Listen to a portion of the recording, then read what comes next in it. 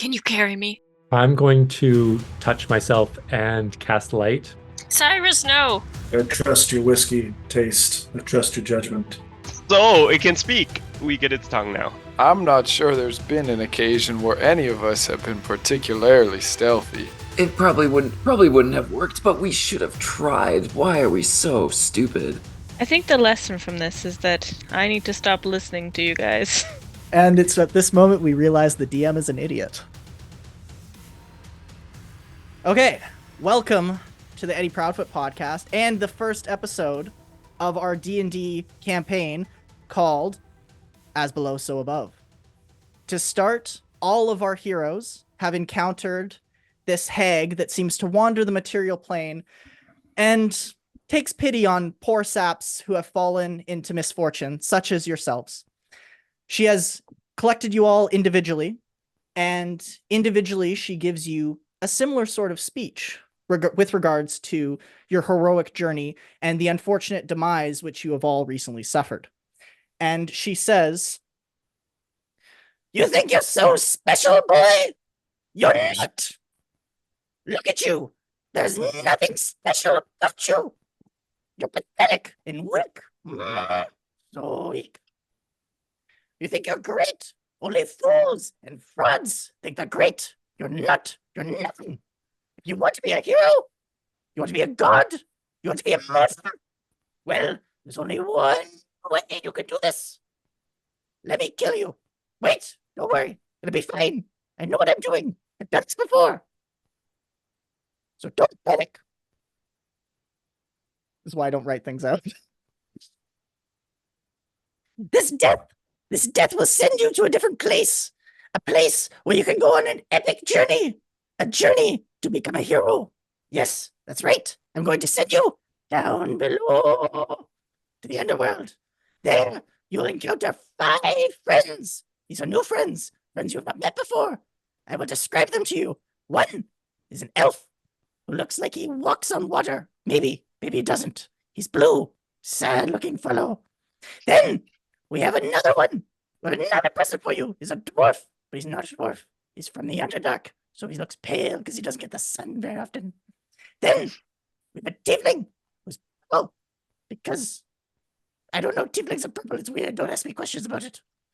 And we have a human. There's nothing interesting to say about him except he's bald. He used to have luscious hair, but he's bald now. And finally, we have a furbolg. Am I saying that right? Furborg?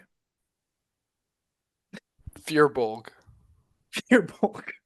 We have a Fearbolg. Who's quite lovely, actually. He's a very, very good company. I would have him back at my house any week. Any week he wants to come back. With these 5 characters that you have encountered, you will come and you will find greatness. But you need to be wary. This place is dangerous. Anything you do, good or bad, will affect your soul. That's right. Your soul is being weighed while you are down here. If you do good things, you'll be rewarded. If you do bad things, you'll be punished. Don't do bad things. Do good things. Unless you want to be punished. She continues onward in giving you this long monologue and states, "That's right. The god." Hang on. The god Kalamvor will be weighing your soul. And it is only him that will allow you to transcend out of the underworld into the upper planes. If you do not please him, you are not going to leave. So be careful. Be very careful with your actions. I'm just looking at my notes to see if there's anything I missed. I think that's it. Yeah. And then with that, she takes her ceremonial dagger and stabs Cyrus right in the heart, twists it a little bit and says, "Hey."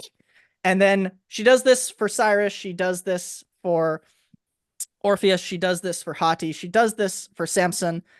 She does it for Varro. That's how I say your character's name, right? Clay Varro? I was thinking Vero, like Tarot. Varro, yeah. But Vero. Gotcha. These are all things I should have asked before, is how to say everyone's character's name.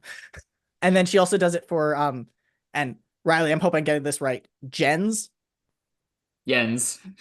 Yeah. I knew that was coming. When the DM can't read. Okay, so she does this for all of you guys and gives you descriptions of all your characters. The description she gives for Cyrus to you all, and you'll encounter a fool, a golden fool, who doesn't know anything. Foolish, very foolish. He looks like this. And she shows you all a voodoo doll that looks poorly like Cyrus's character. And then you all awake to find yourself in a hellish looking landscape. The sky is not there. Instead, on where you would assume the sky is, you see almost like this dual image of the ground. It seems like there's ground, but up above. You are encased in this crater that has these sharp, jagged rocks protruding in all directions, makes it kind of feel like a room with no ceiling. And you look around, you see piles of bones. You see some other things scattered about in the wreckage. And then over in the corner, you see 3 individuals. They all look somewhat terrified, except for one who seems to be putting on a brave face and, you know, trying not to let the poor circumstances get to them too much. And that's what surrounds you. So what do you do? Well, first, you can introduce your characters' descriptions to each other so that they have a better picture rather than what Deirdre just said. Okay. So starting with the person in the top of my screen, Hati, please give a brief description of your character for everyone. So, hello, I'm Hati. So, in front of you, you'll see a fairly pale-skinned dwarf, typically a Dwergar. But you just notice that he's not quite like the other Dwergar you've seen. He's a bit more chipper, let's say. And he's about 3'9". He's about that tall. He's got black eyes, gray hair, and his hair is in all of the braids with some trinkets on in his hair, and it's fairly confused, but also very intrigued by all the magic of the realm around him. Nice. Perfect. And just going down in a column fashion, Vito, can you give me a description of your character for everyone, please? I am Samson. I am broad, tall, but I am weak of stature. I hunch over my walking stick, wearing decrepit robes and a hood. My outward appearance mirrors the feeble, honorless, weak character inside. Nice. Beautiful. You guys, when you were transported here, you're not donned in any armor. You don't have any of your weapons or possessions with you, but you do have basic clothing, except for one character, which I'll point out when we get to their description. Cyrus, or Conrad rather, would you give a description of Cyrus for everyone, please? Yes. So standing in front of you is a very tall man, standing at 6'2", 6'3", with long golden locks, and he's got very piercing blue eyes and a red teardrop-shaped scar underneath his right eye. He stands with a sense of nobility and righteousness about him, something that makes you think that he will always, be in the right. He always believes in himself. Nice. Beautiful. And then going down, we have Jens. Did I get that right? Yeah, you got it. Perfect. Jens is a surprisingly broad-shouldered elf, similar height as other elves, however. Short, reddish hair, as well as a short-trimmed beard. Jens could probably pass as human if he covered up his ears, but his ears are quite elfin in appearance. He is intermittently tapping over his body as one might if they were checking themselves for injuries or if they expected to find a bruise or a cut there. And intermittently gritting his teeth, looking around the scene, and then turning back inward in an agonized expression, but catching himself and looking outward at the rest of you once again. Nice. Nicely done. And that brings us to Clay. Please give us a description of your character. Yeah, Vero Greensinger is a Fearbolg. It's a race of giant. They're quite a bit smaller, slightly larger than a typical human. It's very wide set features with kind of a gray, reddish skin and long, unkempt hair. You have a sense that dust lives and belongs in his clothes. Now, despite the concerning situation the party finds themselves in, he's got a small grin that might be hiding some concern behind the scenes, and a spring in his step. Nice. And last but not least, Emily, please give a description of your character for the first time. For the first time ever. For the first time ever. I am a purple tiefling. I'm a little bit shorter than average, but nothing particularly crazy. I have sort of chin-length tousled hair that almost entirely covers my horns, which are very small and like a little bit nubbly. I have sort of silver-rimmed glasses that have purple lenses in them, so you can't tell the color of my eyes. And I'm smiling, and you can tell that my teeth are maybe a little bit sharper than you might like. That's all. Yeah, so we'll just go head on in. So what do you guys do? The scene is set before you. I look around and the first thing I notice is a vague, I'm like, wait, you that guy. The old lady told me about you. And I point to Cyrus. Well, hold on. Deirdre told me about all of you. Oh, Well, at least people that look like you. well, I, hmm. I was just told to follow you. And We're not us. We're flesh-eating demons.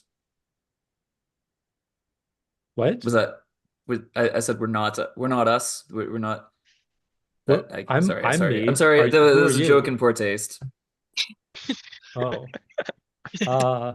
I don't really find that very funny. But you know what? It's okay. I forgive you. I just want to share Pardon that this me? isn't really a walking stick. I'm just pretending to have a stick. I don't actually have one. Even my feebleness is a ruse that I cannot keep up. You know, that is a very clever ruse. I would have That been is fooled if very you didn't tell impressive. us the truth. I just kind of hunched over with my robe and just kind of pretended like I had a stick. It was The ruse seems somewhat undercut by all your muscles. well, I'm strong enough to stand on my own. I just don't think I deserve to be viewed in that way. Aw, You know, don't you say are that about among yourself. friends. Yeah, we're all nice here. I guess we are, depending. I mean, the place doesn't look that nice, but it is cool. I I turn thought and it was stare pretty off into the homey. distance, just kind of brooding silently. So I Nice. guess this is the Underworld? I mean, I guess so. Um, Well, folks, I reckon we better get moving around here.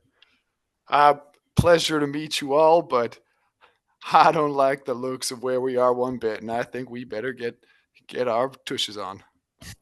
As the Fearborg says this, you hear coming from the three NPCs in the corner, one of them wallowing out in immense pain, and you just see him grabbing his head kind of like in this sort of fashion with his thumbs almost appearing like they're going into his eye sockets. And yeah, you hear this wallowing of pain coming from this individual, and the other two trying to soothe and comfort this person. Cyrus is going to run over and say to them, what's going on? Are you all right? Please stop hurting yourself. The man who has his thumbs deep inside his eye sockets, you notice, has no eyes. It is just the eye socket and nothing in there except his thumbs as he screams in pain and says, "It's the only thing that stops it from aching." And he's just wallowing out in pain. And then there's another character there, and she's a small rock gnome, and she says, "It's going to be okay. Just relax. Calm down. It's okay. We'll fix this. We can fix it for you." What's wrong? What happened? The third individual, a slender, firm half elf, she stands up. They're all crouched around him, and she says, it's these bloody imps. They take what's not theirs, and they lord it over you. They get you to do their bidding and claim they'll give you your possessions back, but alas, nothing is returned. They took this poor man's eyes, and he has been without his sight ever since. If only we had someone to go and bravely retrieve it from these terrible fiendish monsters, but alas, there have been no such heroes to grace our presence. Cyrus, We have to help them. Yeah, absolutely we do. I mean, this is what we must have come for, to help these people, right, guys? Well, hold on just one cotton pick a minute. I want to try something. And then Vero's going to put his hands onto the guy's head and face, and I'd like to try to recount a spell. Roll me a charisma check with proficiency, please. That is... Oh, this is going to take me a second. With proficiency. Okay, that is a 13. All right, which keyword would you like to exclude, Clay? Combat, please. Okay. You put your hands on this individual, and you scrape your mind for what you know to be the right phrases to say, and you come back with some phrases, and these are the phrases for the spell Detect Magic. Wow. Would you like to cast the spell? Absolutely not. Okay. Something is awful wrong about this. I should be able to put my hands on this poor feller here, and something should be happening, but I don't feel nothing. And then Vero will step back and stare at his hands in disbelief. As Vero is staring at his hands and everyone's observing this whole scene play out, ends with your high perception. You notice in the pile of bones, it appears that there is some not so well kept, maybe partially degraded weapons appear to be in the piles. Well, let's see. Samson is brooding. Not sure how I feel about Cyrus yet. Varro seems a little busy. I tap the purple tiefling and the pale dwarf on their elbows and point out the weapons. Oh, You guys see in the stack of bones, there appears to be some daggers, some broken darts, some rusty hand axes, maybe a great sword, maybe a rapier, potentially a bow, but it might just be a stick, and a couple of slings, which actually look to be in pretty good condition. This is These just the will kind come of in. treasure I wanted to find. Broken mean, weapons. This is great. This place is great. I love it here. It is These about will this come in time that handy. everyone. It is about this time that everyone notices that the tiefling is the only one of you that does not appear to have any clothes on. All of you have very tattered peasant rags, but the tiefling is covering up the inappropriate bits with a stuffed imp, a very cute stuffed imp, A stuffed imp. like And- a teddy bear, but it's an imp. Well, that makes sense. And is it just are they just holding it, or is it like Yeah, just I'm holding it just sort over of like the hugging it. over the naughty bits. I check my person because I'm not sure what I realizing with a start, not sure what I died in.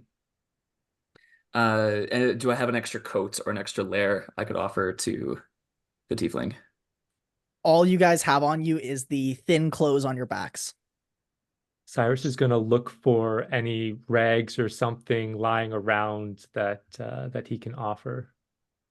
Yeah. I'll take off my Cyrus... shirt, poor as it is. Oh, okay. Yeah. And off hold that out to my purple friend. What's this for? Well, in case you wanted a bit of a draft or something, tied around your waist, if you want.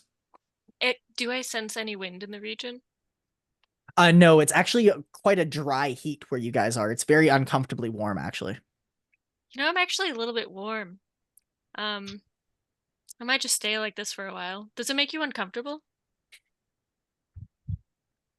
A No. little bit.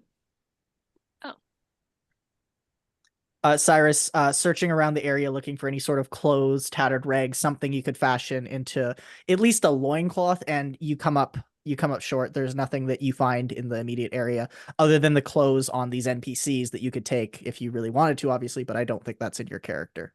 No, that is all right. Thank you. They appear to be as poorly dressed as the lot of you. Mm.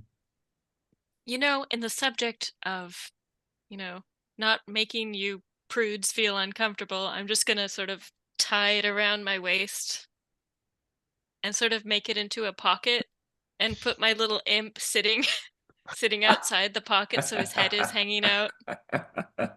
Nice.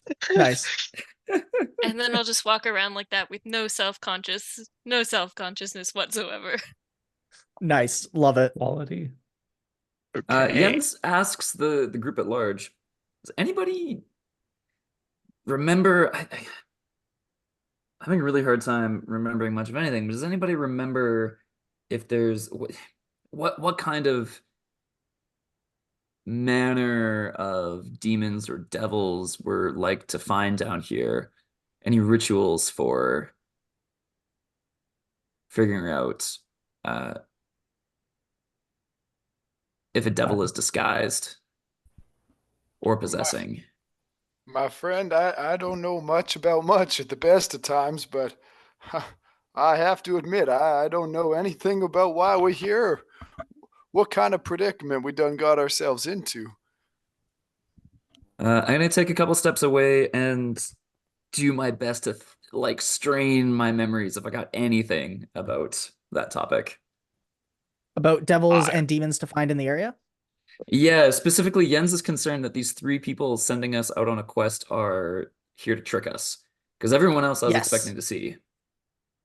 From what Enz recalls, the underworld is filled with demons who are all about being chaotic, malevolent assholes for the sake of it. So it's very well within the course of reason that this could be a bunch of demons just trying to set you out on a false quest and throw you for a ruse of some kind and just laugh at you in the end. Very possible. It's like a 50-50.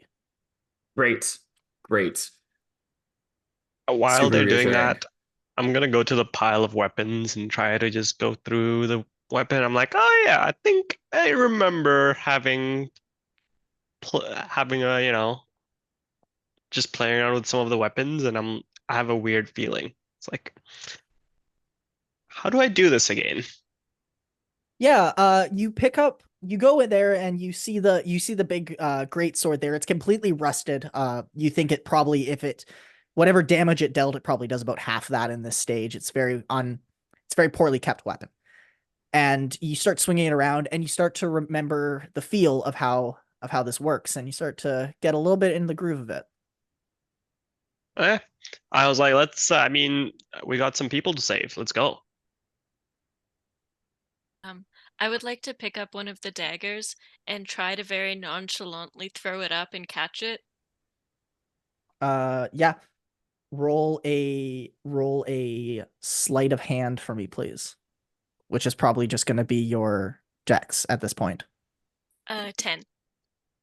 10? Yeah, you throw it up and It doesn't quite do the spin you envisioned in your head, but you played it safe so that you weren't going to land it in your hand with the blade. And you do manage to catch it in a slightly cool way, but less cool than you wanted.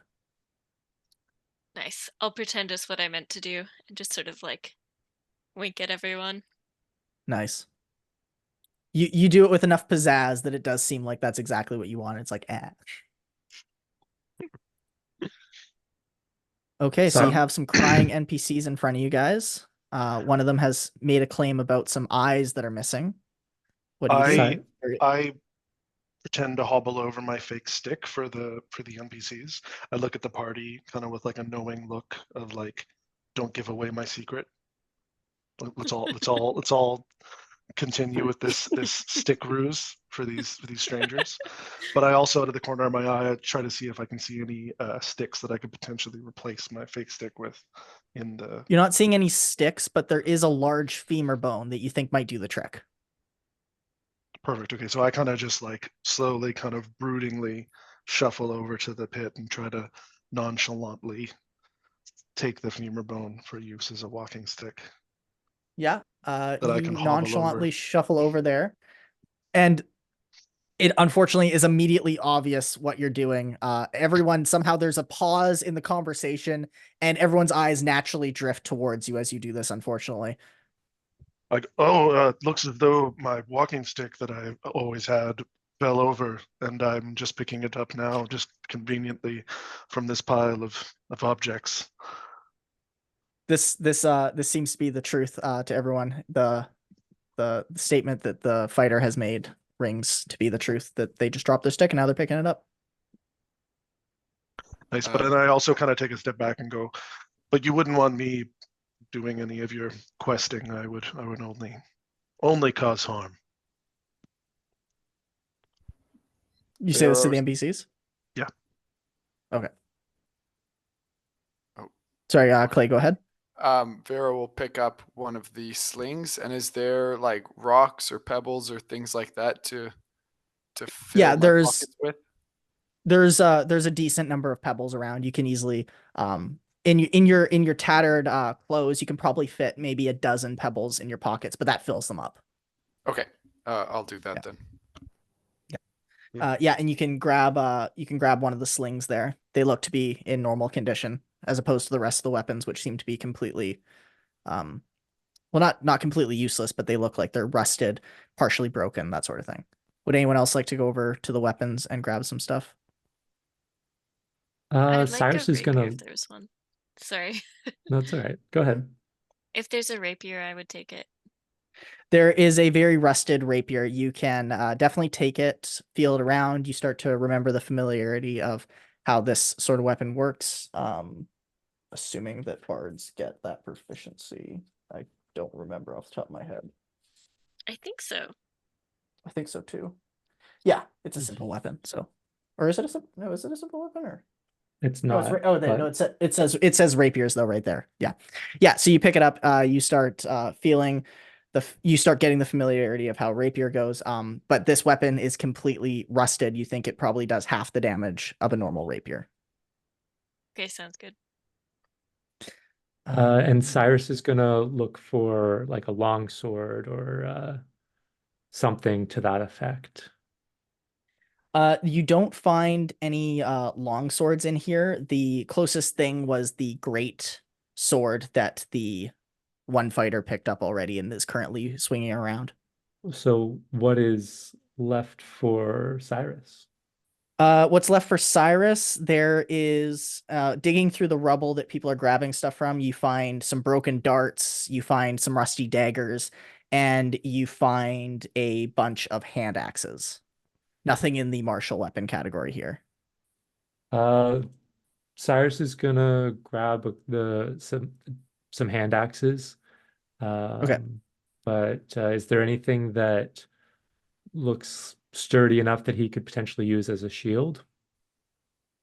Unfortunately, no. There's nothing that appears to be shieldish here. You could maybe grab some of the bones and try that, but you're very doubtful that would actually do anything. Cyrus does not want to disturb the dead in such a crass manner, so he's going to leave the bones alone. Okay. And I don't want to leave Samson hanging on his comment to the NPCs, so I will have them address it. With the rejection of the quest, they just kind of sit there and think, well, no one's asking you to do anything for us. We're just the damned few in this little pit here, and we don't expect anyone to take pity on us. So be on your way if you do not wish to aid us in any sort of regards. I think I'm taking pity on these people. I think Cyrus I am. Cyrus goes back and like takes the guy who lost his eyes, takes one of his hands in both of Cyrus's hands and kneels down and speaks softly to the man. It's going to be all right. We'll find your eyes and we'll bring them back to you. I Yes. agree with the golden feller over here. Somebody's got to do something about this, and I reckon it's going to be us. I'm just saying I Jens- don't remember much from my past life, my past experience, what brought me here, but I do know one thing. I am honorless and practically useless. I'm destined to roam this world without making any meaningful impact or change on it. That is extremely dramatic, and I respect that. I'm just But saying. I think to get your honor back, shouldn't you help these people? I don't see how I would be able to help. Well, The best I could do is maybe follow and maybe sacrifice myself to save one of you. Maybe that would reclaim my honor. that would be very noble of you, but I would, as brief as I've known you, I'd hate to see you die in such a fashion. So maybe hold off on the self-sacrifice just for a little bit. All right, I'll consider it. Thank you. I This is mean, a you comedy could just podcast, right? you could Sorry. just pick up one of those weapons there and just, all you have to do is swing. Not that hard. I just know how much I've failed in the past getting to this point. And what's to stop me from failing again? Another word or term that I like to use for failure is learning. And don't we all just need to learn as we go? Well, Golden Feller, I admire your optimism. I appreciate the sentiment. Well, it sounds like you have a lot of learning to go, but I'm sure you'll get to a point where you'll surpass all of us. I wouldn't go that far. Oh, okay. Well, Samson, as you're wallowing in these fears of failure and realities of past failure and the fogginess of your memory, something comes to you vaguely. It is this the words of the shiny man have awoken something within you that reminded you of words that a paternal figure once said to you, which was, "You are destined for greatness. Don't let your failures deter you from the greatness we know you are capable of." I look off into the distance and there's like a glimmer in my eye, and then a single tear streams down my face. As you look off, you notice there's a slight crack in the rocks. It looks like it's wide enough for you all to make passage out of this pit and into the remaining area that you have not explored, nor do you know what lays beyond. Well, friends, I think it's about time that we get moving. This poor man's eyes aren't going to find themselves. If you I'm still catch my not convinced meaning. we can trust this man. And with that, Jens is going to place one hand on the man's shoulder. I'm sure there's some prayer, some spell that would help me figure this out. I'm going to close my eyes and reach out mentally for that divine spell. Yeah, so as a past cleric, being familiar with divination magic and appealing to the gods for your certain abilities, you reach out and try and call upon some familiar magical spell that will let you know if this man is indeed telling the truth, maybe detect his thoughts in some kind of way. And you reach out, you say the right words, you do the right motions with your hands, and nothing. There's no magical spark. You get nothing. You kind of seem like a little bit of a crazy person. Shit. Jens, sometimes we have to give the benefit of the doubt and help those in need, regardless of whether or not they're telling the truth, because, doing the right thing speaks to our character, and them lying only speaks to theirs. You can do the right thing for your entire life and everything still falls apart. Maybe. Anyway, screw it. Yeah. We're gonna crack. We got a direction. Let's go for it. As you guys make your way out of the pit, the strong-willed individual half-elf says to you, "Just be warned, the imps are not to be trifled with. They are fearsome, vicious, and cruel. I would be warned in direct engagement with them." But they're just they're just imps. They're just little guys, right? Oh, this is their world, not ours. What? She looks at We're you with all an heroes here. intense. She looks at you with an intense stare and just says, "Heed my words." I don't understand why we would offer the imps a layered dessert of English origin. Touche. You seem to know quite a bit about the culinary arts. Well, my mother liked to bake. I Hmm. remember that at least. That's so wonderful to hear. I wish I could have some of my mother's trifle right now. That would probably cheer me up. At least you knew your mother. Wow. That's kind of sad, Hati. Are we playing the Misery Olympics? Is that what's happening now? Trying to one-up my sadness. Okay, fine. Guys, this isn't a competition. We're all valuable. We're all in pain. I just and think it's there's- relative. We've all been through our own stuff. I'm not talking Absolutely. about you. I'm just reminiscing about the delicious layered dessert. Yeah. But at the same time, we should move on. I'd like to All forget right. about all those. Actually, I did forget about most of it anyways. Yeah, how much does everyone remember? I That's mean, all Yen's, Gold Yen's killed asking me. this out loud, not asking the GM. Okay.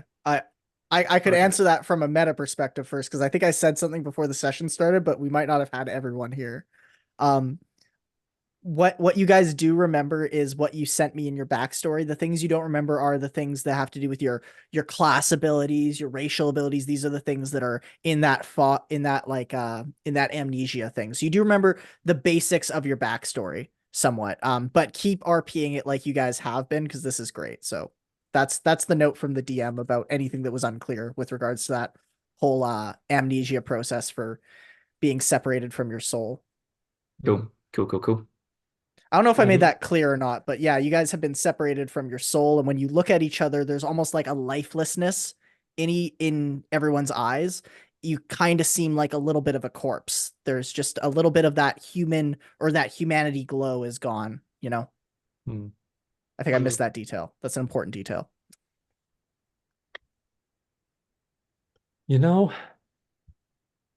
I don't quite feel myself, but I can't remember I can remember a lot of stuff, but like there's some things that are just weirdly out of reach. Do you guys get that feeling? I really do. You're quite wise. Did I get your name? What's your name? Oh, my name's Cyrus. Sorry for not introducing myself, but I don't thought it worry. was You'll know Golden my Feller. name. That's what I heard the large nose one call you. Call me which, sorry? Golden Feller. I thought that was. Well, it's a bit of a nickname, I guess. I don't mind it too much. There will be statues erected of me, most likely in gold, so it's only fitting, I suppose. Wow, geez, the statue should probably be fully clothed if they're going to be having those. Oh, well, absolutely. Modesty is very important. What do you mean by that? Well, I mean, he That said, feels a little bit rude. That felt like a pointed comment, No, honestly. not at all. just sounds like if they're going to be standing up statues, with that kind of imagery. Well, absolutely, there's going to be clothes. It would be very immodest I don't know, to some traders, some marble traders who were always coming in and out of my city. Um, all of their statues of their heroes were stark naked. Hmm. Right, as That's is very, tradition. it's very interesting, but hmm I don't think gods are typically depicted naked. I think that's typically reserved for humans. And Oh no, they're as I, gods as well, quite naked. oh, well, Hmm. I have to say, I I'm quite sure that like I the would voodoo prefer it. doll. I feel like it was quite a nice. It was Just make a. she's so crafty, right? She's so good at that. Voodoo Yeah, it doll? was. What?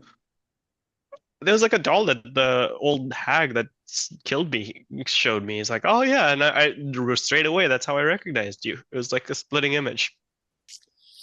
Yeah, it was pretty good. A doll? Oh, That hag Oh, sure know yeah, how to that rings craft. a bell. I don't think I don't, she never showed me any like voodoo doll of me. That's not very nice of her. Oh well. I'm sure she didn't use it. She was just showing us your light so that we could find you. Hmm. I have my doubts, but okay. So you're Cyrus. I am Cyrus. Cyrus Zaral Ah, of the House of Zaral. Pleasure to meet you. Hati. Nice to meet you. Just Hati? Just Hati for now. You don't come Mhm. from a noble family destined for greatness or godhood like me? Cyrus, that is so rude. Oh, I so do come from I prefer not to. I don't recall too much about my family, but I do. Uh, will eventually figure out how to pronounce my last name, and then I'll let you know. But I was separated from my parents for quite young, and I don't really associate with them. Oh, here we go again. Well, hey, now that's I mean, I'm very sorry to hear about that, Hati, but I think I thought we were all heroes here, destined, for greatness, and I thought we were all, oh, I'm definitely destined for greatness. That's oh, why I was separated. oh, that's interesting. I But come from a anyways, we have family a of task to greatness. accomplish. There's people suffering. We need to go. Just to answer the Metaphorical question nobility. from earlier, I mostly just remember my mother's baking habits. Uh, My father once mentioned something about being destined for greatness or something or other, but it's all a blur. I just remember that he was wrong. well, hopefully we can find some trifle here in the underworld. That would be it. I don't even deserve that. Well, folks, it's a pleasure to make your acquaintance. I'm Vero Greensinger. I don't know much about being a hero or some such, but I do know that all of us are the kind of folk that do the things that need doing when the doing needs to be done. And if that makes one a hero, then maybe we're all a bit of a hero, but I don't think so. As Vero says that, he's going to take a pebble and start spinning around in his sling and just kind of entertaining himself with swinging the sling around, maybe whistling a bit of a tune and falling back from the rest of the party, just enjoying being alive, not being alive, enjoying being corporeal and having a physical representation of his body. I like your attitude there, Vero. What a delightful man. I have to say. And with that, does the party egress from this pit? Oh, I assumed we were walking through this conversation. Oh, I was assuming you guys were standing and talking. But yeah, if you guys are walking, you're walking out. As the conversation wraps up, you all see a scene before you. You are in sort of a cove, a bay of sorts, and before you is a crystal clear but black water. And just in front of that, you see this red sandy shore. And on the shore appears to be two burly standing folks, and they are engaging in quite a gruesome battle. In the corners, you see some other humanoids that seem to be cowering in fear or viciously cheering them on. Up in the sky, you see a host of imps that are draped wearing random attire, maybe some jewels, some satchels, like all sorts of things you would associate with adventuring gear. And the imps are wearing it like it's this bougie decorative sort of clothing that they can dress themselves up in. You notice one seems to be much more draped than the others, having lots of jewelry and other sorts of gems upon them. And they are very much antagonizing and angsting on this fight.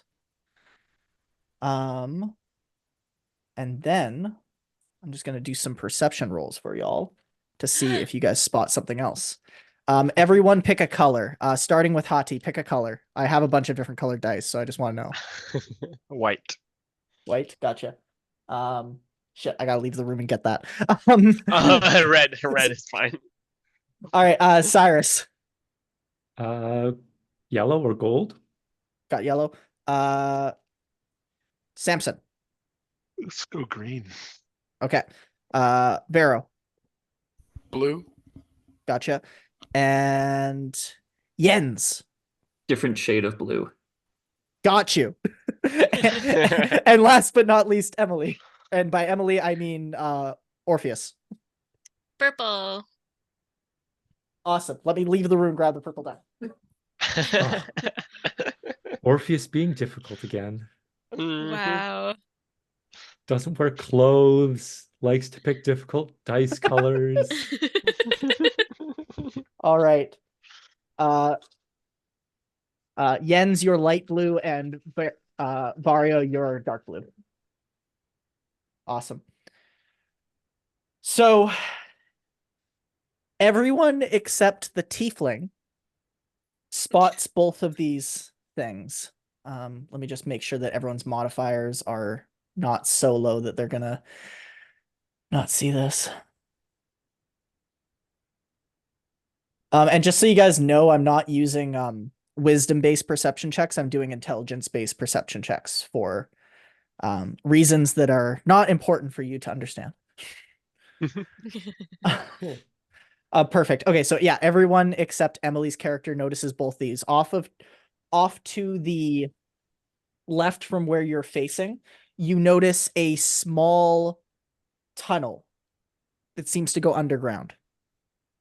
And then off to the right, just outside of this bay area where the fight is going on, you see a dark cloaked individual that has some sort of satchels and other sort of straps going along them. You can't really make out what's on those straps from the distance you're at. And they seem to be on a barge of sorts, making their way slowly through the water with a stick. What do you all do? This tunnel or cave, does it have a large entrance? Like, is it something that a humanoid could just walk into? Like, it looks like it might go into a mine or some sort of habitation, or is it like a hole that a humanoid would have to crawl into? It looks like the entrance is a little bit narrow, like you might have to get down on all fours to go in. It looks like an imp would fit through perfectly. And it might you have a sense that it might open up a little bit as you get into it, but maybe it's kind of a slide in. But yeah, it's a natural forming cave system. It doesn't look like a mine or anything like that here. Okay, thank you. I mean, if they took his eyes, they're probably in that cave right there. Well, that's a good point. That would be a good place to go. It does look very imp-sized. Yeah. Although there is also the ferryman over there, and maybe we could catch a ride across. I reckon in either case, we want to avoid whatever is happening over there with them two fellers. That seems like something mighty dangerous for the likes of us. We probably want to do our best to stay out of their way. I completely agree. Wow. I'm just off to the side trying to hide a panic attack that I'm starting to have about this situation. Okay. You're not doing a great job at hiding it. Oh man. I want them to think I'm cool. Sorry, Emily, the die you chose is not rolling in your favor. You said, if I remember correctly, there's the two figures having a big fight. Yes. The Like a imps, gladiator style fight. right? And the imps around them are egging them on, Cheering them on, but in a cheering them vicious on. sort of Okay. manner. So it's kind of like yeah, they want to see the gore of the fight. So they're cheering them on for the sake of seeing violence, not for the sake of wanting one of them to win over the other. Ooh, ooh, ooh, ooh. How many imps are there? Too many to count, dozens. Oh shit. Okay. Yeah. Maybe somewhere in the ballpark of 10 to 50. And you do recall that imps can and have been known to go invisible. So just because you're seeing X number of imps does not mean that's the true number of imps.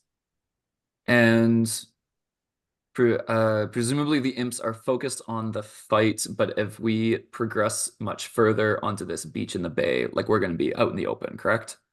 Yeah, right now you're pretty much concealed. You're far enough away from the situation that you think, unless they have really keen sight, they wouldn't really spot you unless you started making a big show of something.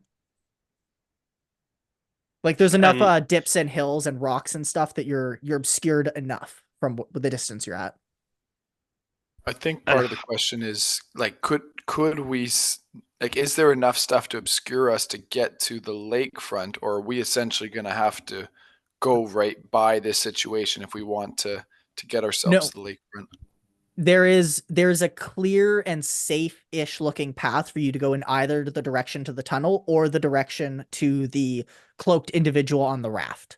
However, the person on the raft is traveling, so the longer you wait to make that decision, the further along they will have passed and the closer to that bay they will come. So if you want to go to that person, you probably need to make that decision relatively soon, whereas the tunnels is obviously not moving. I mean, I mean, what do you if the guys the think? imps are, I mean, if that looks like they would keep the horde there, and the imps are distracted right now, so I think we should go there. To the tunnel where they probably keep eyes in a tunnel? I mean, they keep Sure. stuff and eyes, could be Stuff there. are eyes are stuff. I agree with that. Eyes are stuff. Is there a That's logical place to hide an eye? That's the real question. Has anyone ever You could done this before? Emily, you ponder this question and you recall from maybe a book you've read in the past or something you have heard in passing from others, but you do know that fiends like to hoard their treasure like they're a dragon. So they like to hide it in a subterranean layer if they can and keep it just in a pile for their own amusement and possession. That doesn't There mean might that be the a imps are like that, pile of but eyeballs. Finding the think right there's a- ones might be difficult then. Yeah, do we know I what thought the we needed the eyeballs right look and the like? left one. Will As any long as we eyes get do? as long as we get a matching pair, I don't think it matters. Yeah, I don't think they have to be the same eyes. I don't really I know think how we he's can. gonna put them back in anyways. I don't think we've thought this through in a lot of ways. You know what? Let's just find any eyeballs first, and then we can take it from there. Sure, I think sure. that's Yep. Maintain the a good objective. idea. Find some Yeah. eyes. Yes. Yes. But I think what we Exactly. learned, maybe we'll go for the tunnel. Aye, golden boy. Lead on. Oh, all right. fun. Well, Exactly. everyone, let's stick to the edge. Let's not make too much notice of ourselves. We'll go along the edge of the rock face to the tunnel. right. Meanwhile, Hati's still kind of watching the fight and almost paying attention and like maybe cheering one of the gladiators as we're walking. Okay. Luckily, your cheers are not loud and obnoxious enough to alert any imp to your presence. So you cheer on, but Did my guy win or lose? did your guy win or lose? The fight is not over yet. It seems like this fight is going to go on for a while. I remark, the glory of single combat is only through blood and sacrifice that one can regain their honor.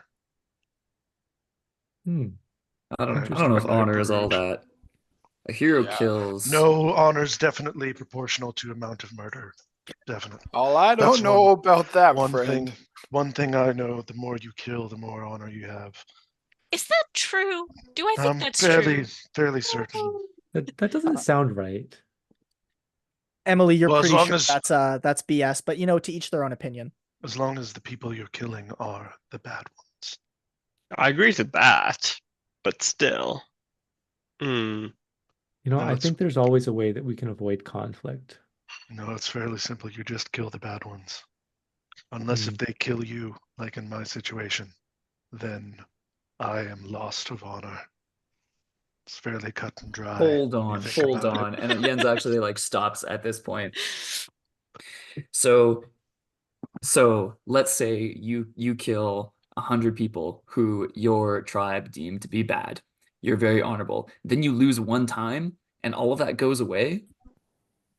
Yes, because That's a bad deal. there's like destiny involved. I haven't fully worked it all out, but I know that in my situation, I killed a lot of people, just so many people, and they were all bad. But then I was defeated, and now I am the sad sack that you see before you. I don't know. You're pretty ripped. Like, Just don't look at me. I like shuffle my robes back over myself. I'm not. you I'm really pathetic. are, though. I'm It's pathetic and very weak. obvious. Like, I like hunch over and like go down to my knees and like start like kind of shuffling on my knees. I'm weak and foolish. Cyrus is Anyways, gonna let's go on. We're doing something. We don't Right, need to right, stop and moving talk on, about moving my on. shit.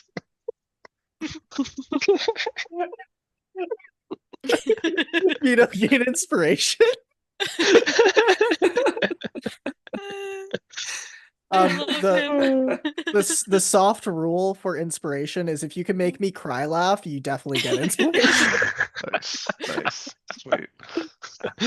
Oh, Sweet. yeah. Banked a lot of those. Oh, okay. So Alright, you guys, well, you have this moment. You make your way over to the tunnels, and you find that you have gotten there.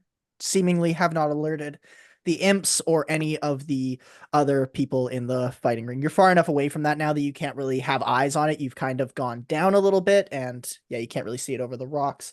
You are now at the mouth of this tunnel. Everyone can roll me an intelligence-based perception check. You guys can do that roll yourself. Natural one. Perfect. 13. Nice. 6. Nice. Nice. 8. Nice. Doing great, guys. This is great. I was fully expecting that. I was like the first So, roll of the campaign. It's a natural. You said intelligence, right? Yeah, intelligence-based perception. But I don't think anyone has any proficiencies yet. So it should just be intelligence. Yep. Jens, what did you get? It was a natural, A natural 1? maybe. Hey. Take your Impossible pick. to know. Okay, so I think I heard Superposition. everyone get in the single digits except for Cyrus. So Cyrus, you notice coming up to the cave entrance, it's kind of dark. Luckily, you guys all have dark vision, so you're only disadvantaged at seeing in the dark. But just before the dark, you notice that it's very smooth entrance, almost like it's a slide down. You think if you stepped on it that you could maybe lose your balance and kind of get tossed precariously to the bottom. But if you sit on it and ride it like a slide, you should be fine. That's what she said. Well, guys, looks like it's gonna be a bit of a one-way trip. We're gonna be back in elementary school, sliding down on our butts. What do you mean a one-way trip? Like we're gonna die? Hell down there? yeah! What is? No, we just won't be able to come back up this way because it's slippery. What elementary Fan- school did you fantastic. go So to, we get to the Cyrus? dead end at the bottom of the slide, and we're stuck there until the imps come and kill us. Again. Oh, I'm Imps sure aren't there's gonna another kill way us. out. They're all right. Like, While they're talking, I'm just gonna go jump into the slide and with my like as one's going to the slide. I'm You- sensing a lot of negativity from these folks. I think we could do with a little bit more optimism. Do you also You know hop what? down the slide I there? agree, Vero. Absolutely, Vero's just gonna hop down after Hati. All right. So Hati and Vero are the first ones down the slide. What does everyone else do? I have a question. Yes, How is going down this sort of slide if you have a tail? that's fine. Okay. You can tuck it between your legs, or you can let it hang out the back. It's fine. I'm gonna wait for everyone else to go so no one sees what I do. Okay, sounds good. You don't even have to tell the DM. No one will know what you did. Cyrus Is is this- going to offer an arm to Samson, being the feebled old man that he is. Just would you like some help going down, sir? Yes, thank you. I surely could not handle this myself. Of course. Are we all actually pretending with this guy? He is completely jacked. Like, I don't know what you're I've talking never about. seen so much muscle in my Maybe life. maybe you should I'm with you. This think guy is about- ripped. Orpheus, Jens, please try to be polite to other people's body dysmorphia. It's really important that you recognize that sometimes people don't feel good in their own skin. Well, I don't want to be like, yeah, you're a disgusting, ugly, weak old man. Because he's not. He's fine. Wouldn't that Look, just If make it anything, worse? he's Orpheus. being quite rude to other Look, people. Orpheus, Other I just people don't will be feel the same way. feeling pretty good about themselves. Then they'll see Samson and they go, "Oh, that guy must be feeling great about himself." And he goes, "No, I'm not good enough." And they go, "Well, if he's not good enough, I'm never going to be good enough." You're so right. You know, I Jeez, think I never really thought about it that way. I feel like being good enough is, it's relative. Everyone can be good enough in their own way, and everyone has their own bars of good enough. But Well, anyways, I suppose Samson, after you. gives me something to think about. I jumped on the slide. Nice. Everyone I'll- else follows suit, and Emily Orpheus goes last. Yep. Okay. Yeah. You guys all descend the slide. It's a little fun. You do enjoy it slightly. And you get to the bottom. It's pitch black in here, so you guys are all seeing in dim light with your dark vision. So you're disadvantaged on all sight-based perception checks. And in the darkness, you're noticing that the cave is rather tall down here. So where it was this short or this small narrow entrance, it's actually quite tall, like maybe about 20, 25 feet high ceilings in here. And you think that maybe the imps like to fly and do not enjoy walking, so they have it high for that reason. As you guys progress through this, everyone again make a intelligence-based perception test. This time it's disadvantaged. Or Nice. 12. Nice. 0. Nice. we love to see it. 6. It's not in that Nice. one though. 6 for me as well. Oh Jesus. And Samson, Intelligence-based perception. disadvantage. So 2 rolls take the worst. Oh, 2 rolls take the worst. Okay. Yeah. 2. Nice. So no one sees this except for Jens. Jens, you notice just up in the distance, about 30 feet away, it appears that there is a bunch of randomly sized spikes on the ground. They're spaced enough that you could step between them if you're aware of their presence, but if not aware of this, could be an uncomfortable ouch on your foot. Okay, so we're talking like caltrop sized spikes. Sorry, say that again. We're talking like caltrop sized spikes, like a couple inches to like 6 inches. Some of them get upwards of maybe like a foot and a half, but mostly around that size that you mentioned. So Okay. a couple inches, 6 inches, but there are some that are big fuckers that you could trip over. Mr. Samson, may I borrow your femur? My walking stick that I've had this whole time, of course. But of course, That's the one. That's the I one. pass it to him. Thank you, sir. I move towards these spikes and I tamp down really hard with the walking stick to see if more spikes are triggered by weight, like if these are just the ones that are out. If it's a booby trap is what I'm looking for. Upon inspection, it seems like this is a static trap. It does not appear to be affected by any sort of pressure or touch. They are just spikes that have been placed here. Okay. Is there a way around them? Like I said, you can carefully walk through. It will slow you down, basically counting as difficult terrain, so you'll move at half speed. But other than that, it's no big deal as long as you don't step on them or fall on them. So Okay, getting and knocked it's prone in this area could be rather unfortunate. okay. Is it enough to just point this out to my traveling companions? Yes, as soon as it's pointed out, then everyone will see it. Excellent. Yeah. Hey team, really careful with our footing here.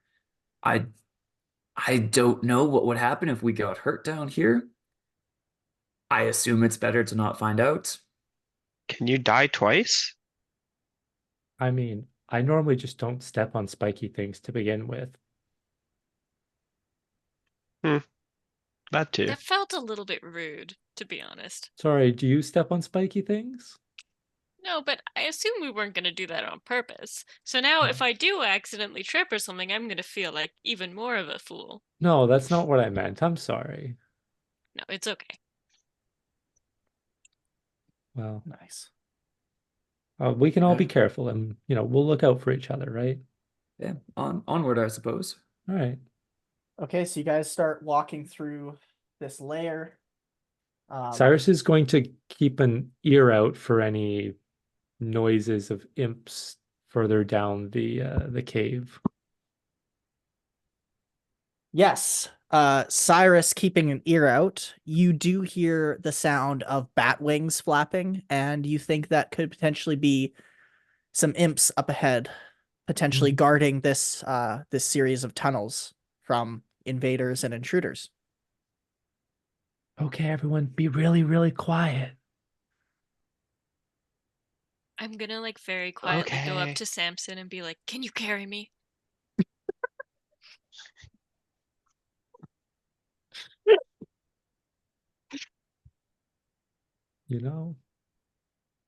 You shouldn't do that to an old man.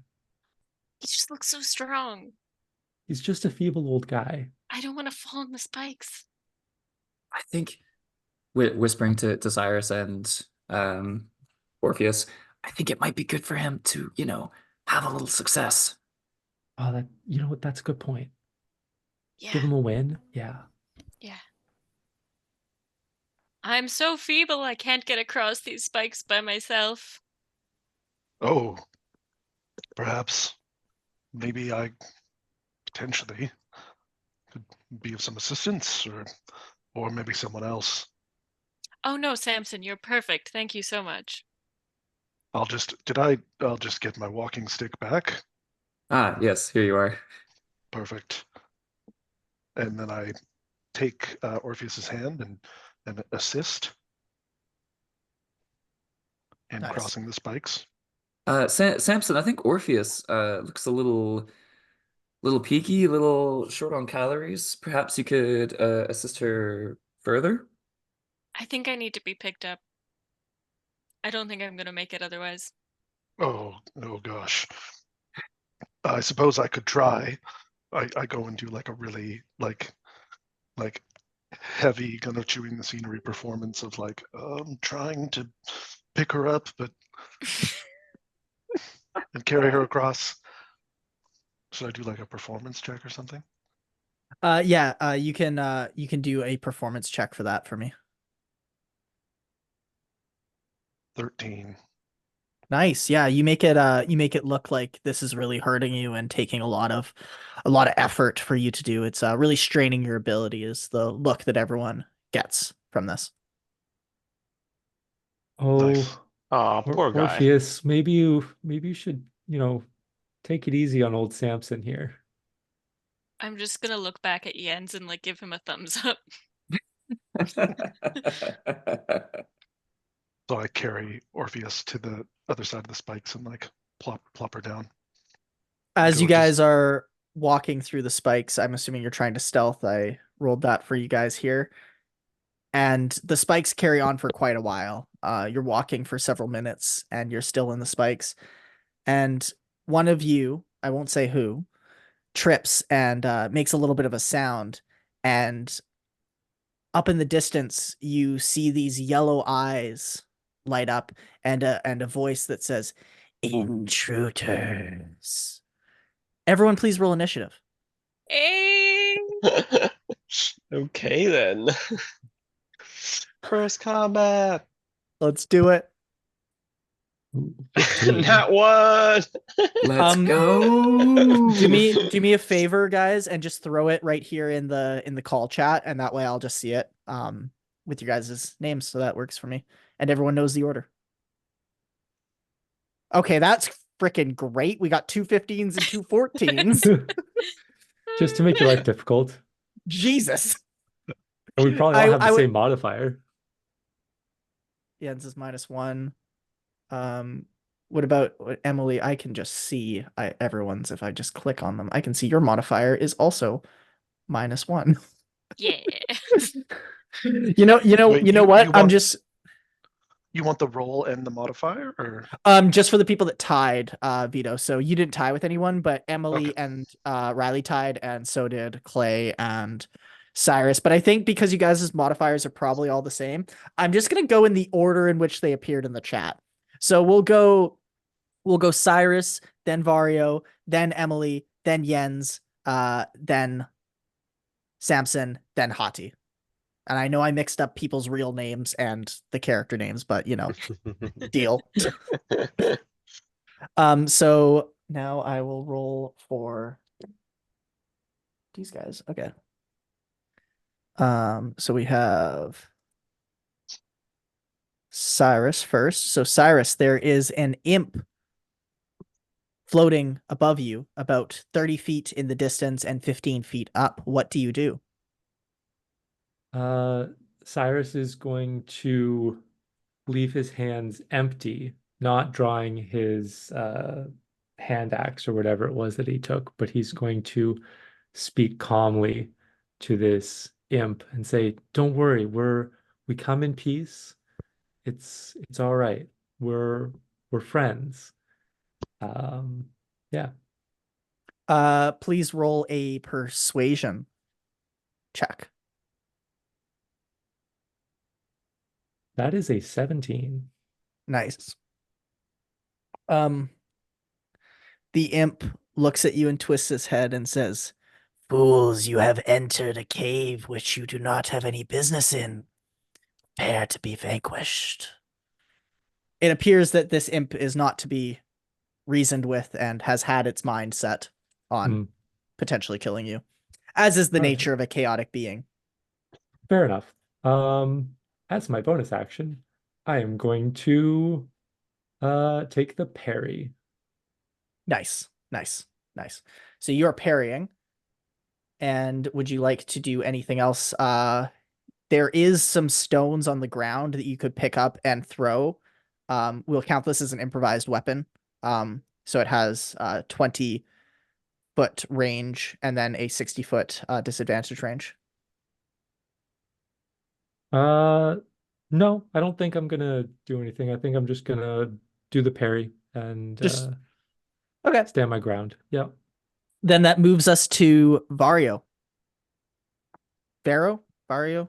Fuck. Vero. Vero.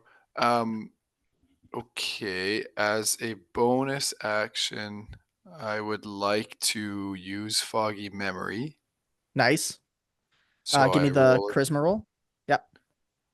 a charisma roll, which is a 4. Okay, so we'll roll on the whole table then. All right. Nice. Okay. You think really hard and try and recall something that could help you in this moment, and you recall a spell that makes people violently sick, called Ray of Sickness. Would you like to cast it? Yes, I would. Okay. Like the RP, Vero's just doing whatever comes to him, and he's going to. I don't even know if that's like how you target Ray of Sickness, but Here, he's I'll, just post- going to cast whatever comes first to his mind in the direction of whatever that sickening voice was. That sounds evil. Yeah, Okay, so it's a ray. yeah, so you wave your hands around and you cast this greenish energy out towards the imp. Please roll a attack. So that's going to be your spell attack bonus plus whatever you get on the roll. Okay. Or sorry, no, my bad. Oh no, nope, that's right. Yeah. I'm reading the spell and then I'm like, wait, there's a save. I'm like, oh no, it's two things. I'm an idiot. That's what it is. Keep going. So that is a 10. A 10 to hit the imp. Unfortunately, your ray just misses the imp and veers off to the side of him, and the imp laughs and mocks you viciously. To myself, Vero's gonna chuckle. Well, my friends, that is not what I was expecting, but okay. And that's my turn. Awesome. That takes us to the next person in the initiative, which is Orpheus. All right. I'd like to maneuver so I'm sitting on Samson's shoulders. Okay. And then I'm gonna yell. With a little ratty belt and imp plushie sticking out of your crotch. Okay, Excellent. Thank you. I'm gonna like look up at the imp and like feel a little betrayed that an imp is attacking me when I have my stuffed imp with me at the time. And I'm gonna yell, if you were any dumber, you'd need instructions to breathe. And Nice. that is me casting Vicious Mockery. Nice. All right. So despite popular opinion, I'll have the imp roll his it's a wisdom save, right? It is. Is it a Yes, charisma that's a save? wisdom save. Wisdom save. Okay. Oh, the imp fails its wisdom save, and the words cut deep. And this imp that was just mocking your friend now shudders in embarrassment and fear and just says, and there's no words that come out. It just takes this shame and embarrassment in the form of damage. So please roll the damage and tell me what this imp suffers. Yay! 1. Nice. The imp has taken 1 point of damage. But it also has disadvantage on his next attack.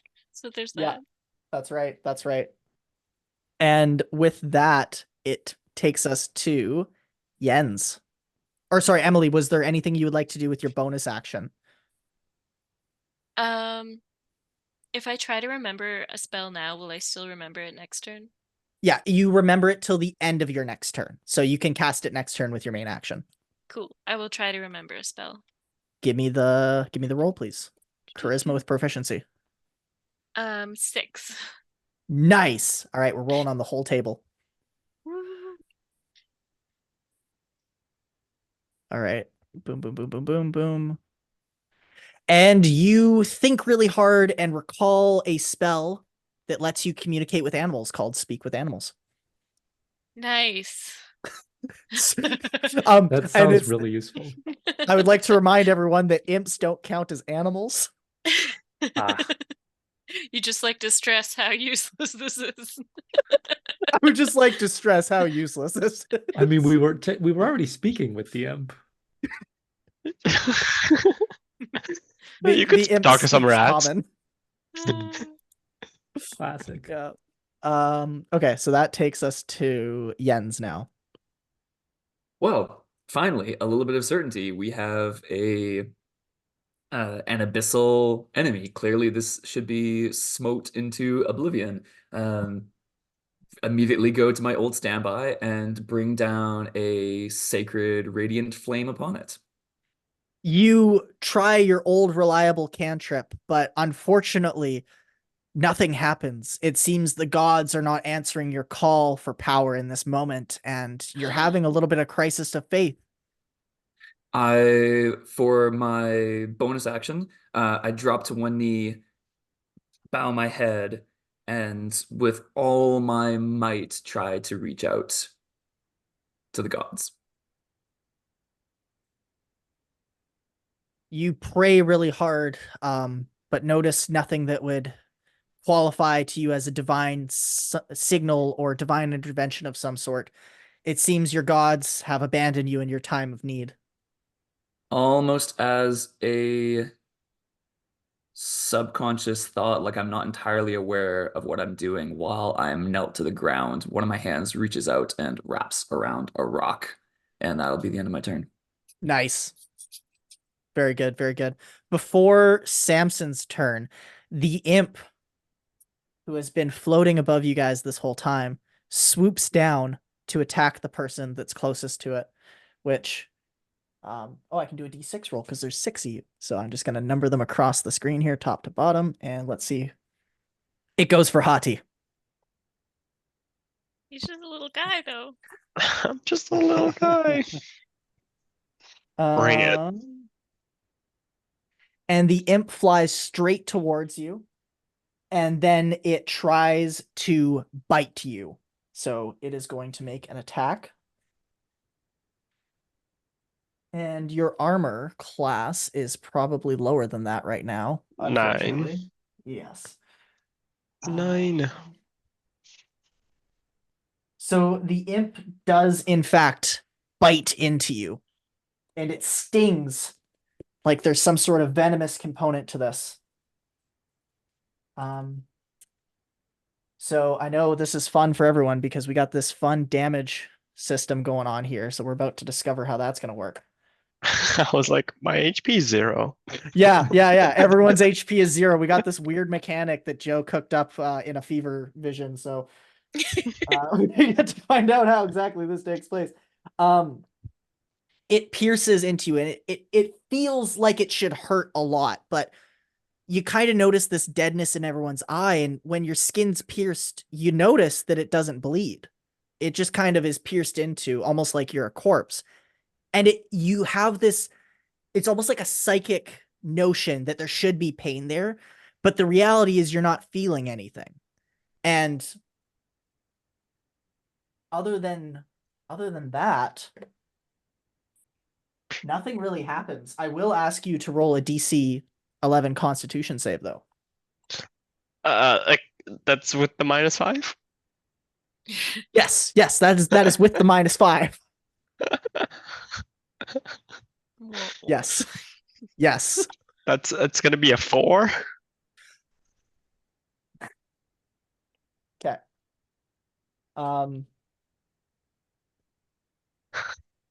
And there's this feeling of something coursing through your veins, almost like, and you're a seasoned fighter. You've been poisoned before. You think that this imp has a poisonous or venomous bite, if you will, even though that doesn't exist in D&D, but I'm not going to get into that rant right now.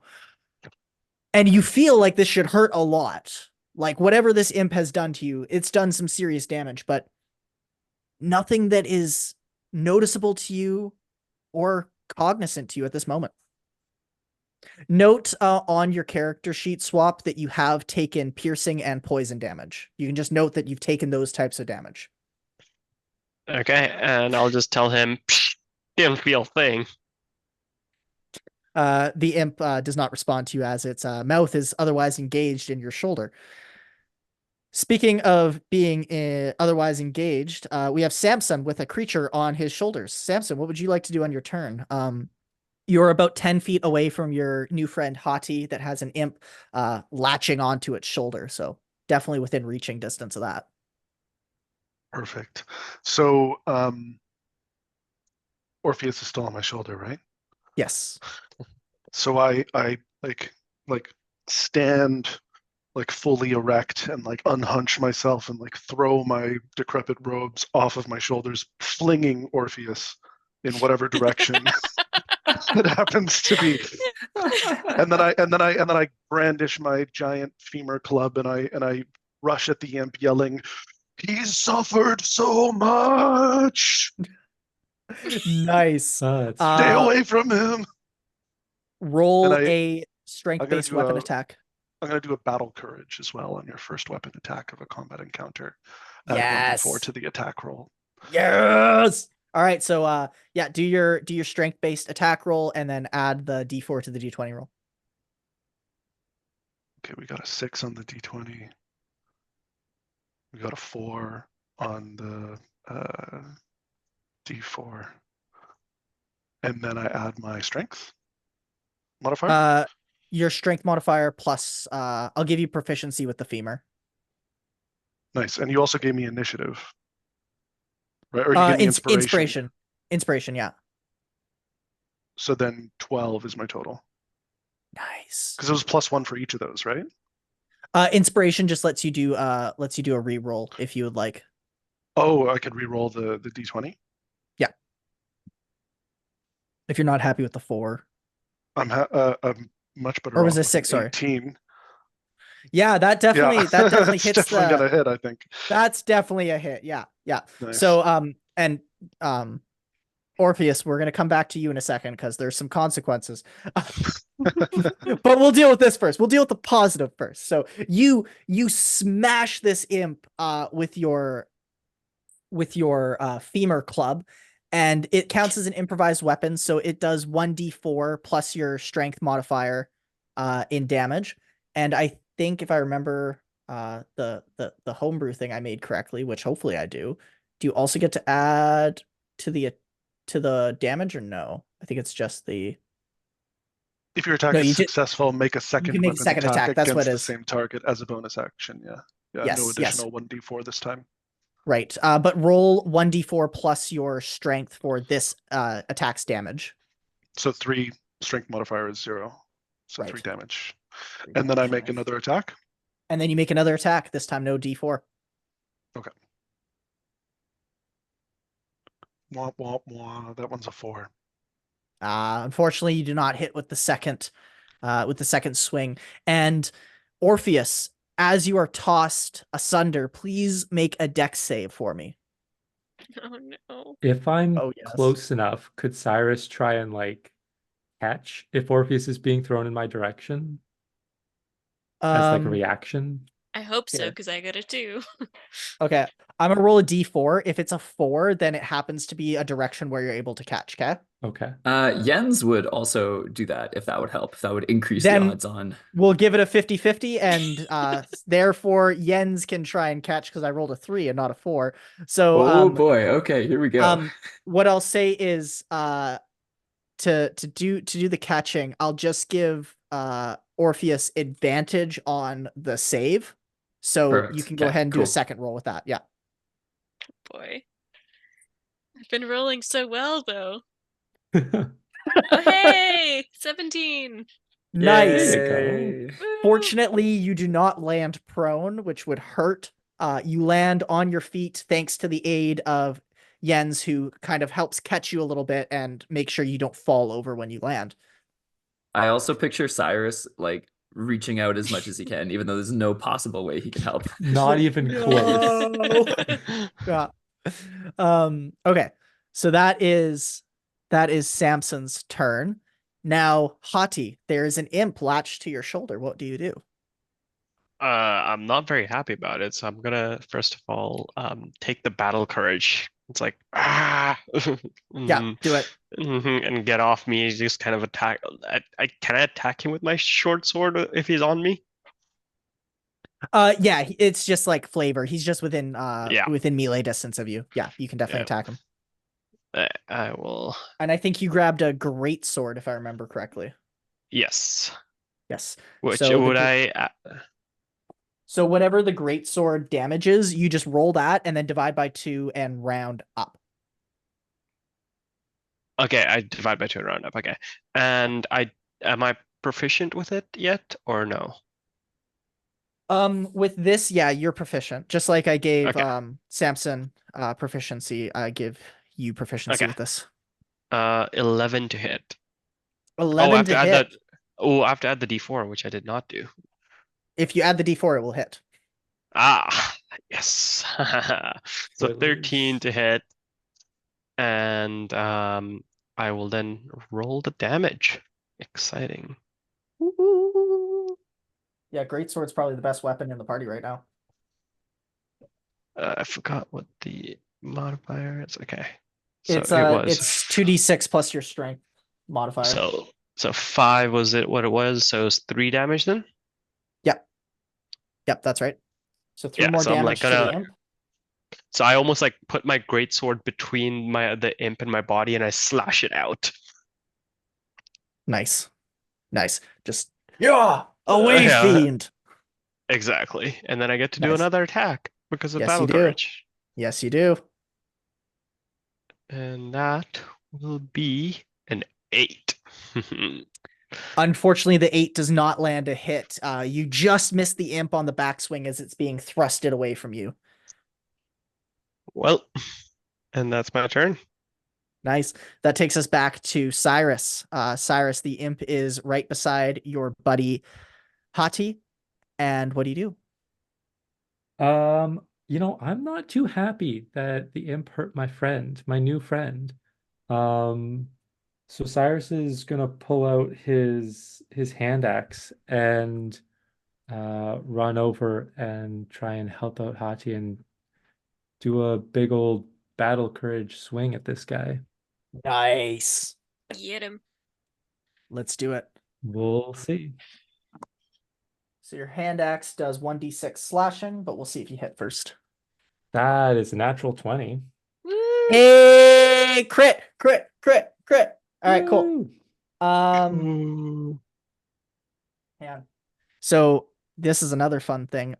I'm going to have you roll normal damage, but there's going to be a second roll. So you guys are also going to find out how crits are working right now. Okay. So normal damage of a hand axe is 1d6. That is correct, sir. So I roll one of those, and that is a 1. So plus my modifier, which is a -1.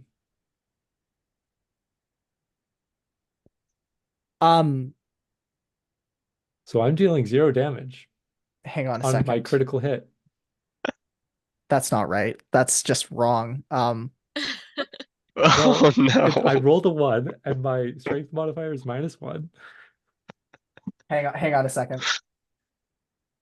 DM pause while he goes to the rules that he is using for the crits. It's gonna That'd it's be just like a crit. hilarious. It Critical would be hit, so- 0 damage. Let's go. So Woo.